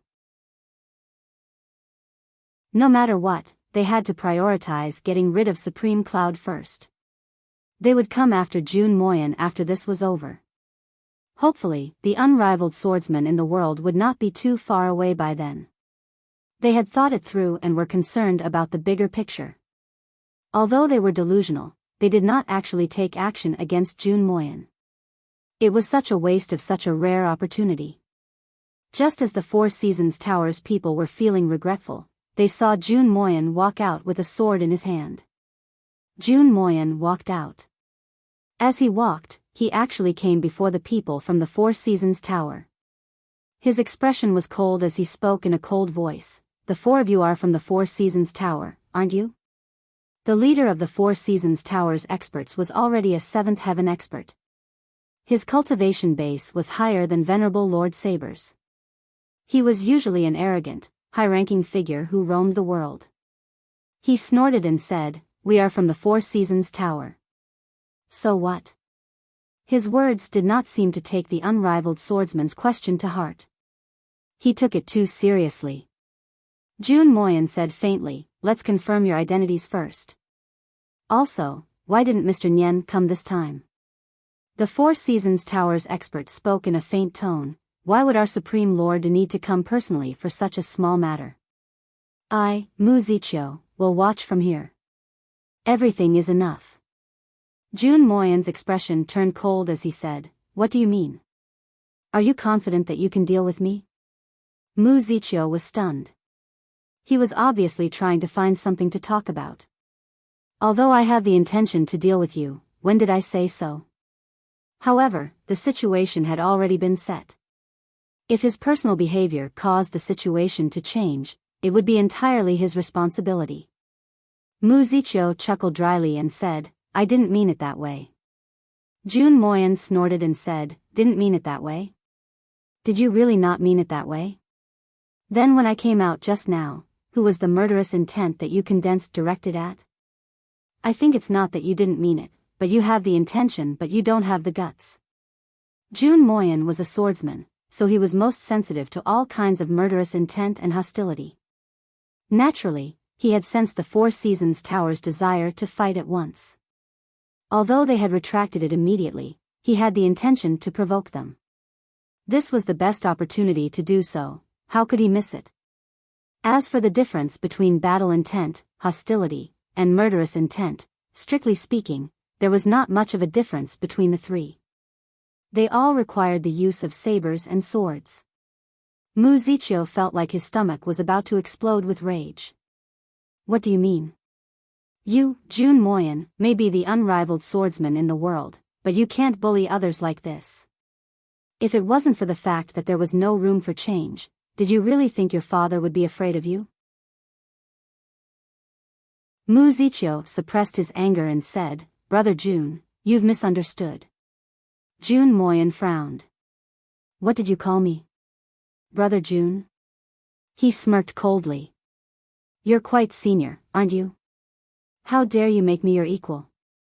Are you trying to provoke me in broad daylight? If you want to go against me, just do it. There's no need to beat around the bush. Even a clay figurine would have a temper." What was more, Mu Ziqiu was also an all-powerful pinnacle expert and one of the Four Seasons Tower's magnates. He could no longer suppress his temper and said angrily, "If I don't call you Brother June, am I supposed to call you Lord June?" June Moyen snorted and said with a roll of his eyes, "You should call me Lord June." Even if Mr. Nien was here, he'd still call you Lord June. The 4 experts of the Four Seasons Tower had a change of expression at the same time. The murderous aura that they had initially restrained dissipated abruptly. Each of them had their hands on the handle of their weapons. Mu Ziqiu spoke in an unprecedentedly dangerous tone. "Please explain the meaning of this, great swordsman June, otherwise it'll be terrible if there's any unpleasantness between us." June Moyen said faintly, "The Four Seasons Tower's rules aren't strict enough, allowing the 4 of you to embarrass yourselves and offend others. It's your own fault. It's only right that I teach you a lesson on behalf of Mr. Nien today. I'll let you know that not just anyone can be provoked. Especially when you actually dared to wield your swords in front of me. According to my rules, this is already a capital offense." June Moyen said, "Kneel down and slap yourself if you don't want to die. Apologize to me and repent to the sword." Mu Ziqiu and the others were now certain that this fellow had come out to look for trouble. He was looking for trouble on purpose. Creating something out of nothing and picking bones out of an egg was not as picky as he was. It was most likely that he had nowhere to vent his frustrations and had turned his attention to the 4 of them. The 4 Heaven Realm cultivators had actually been reduced to a punching bag for someone else. How could they not be infuriated? "June Moyen, what are you doing?" Mu Ziqiu's pupils shrunk. His dry and long fingers pressed tightly on the handle of his sword, gripping it tightly. As the words of caution left his mouth, Mu Ziqiu's mystical qi surged like a great river. A person's reputation was like a tree's shadow. Even though Mu Ziqiu thought highly of himself, he still had no confidence in facing the world's unrivaled swordsman. Of course, at the same time, there was anticipation and confidence. He had been anticipating the battle with June Moyen, confident that he could defeat the latter. Even if he could not do it alone, he had the support of 3 experts. With the 4 of them working together, they should be able to take down the world's unrivaled swordsman. June Moyen chuckled. "Dare? What for? Do I f***ck you?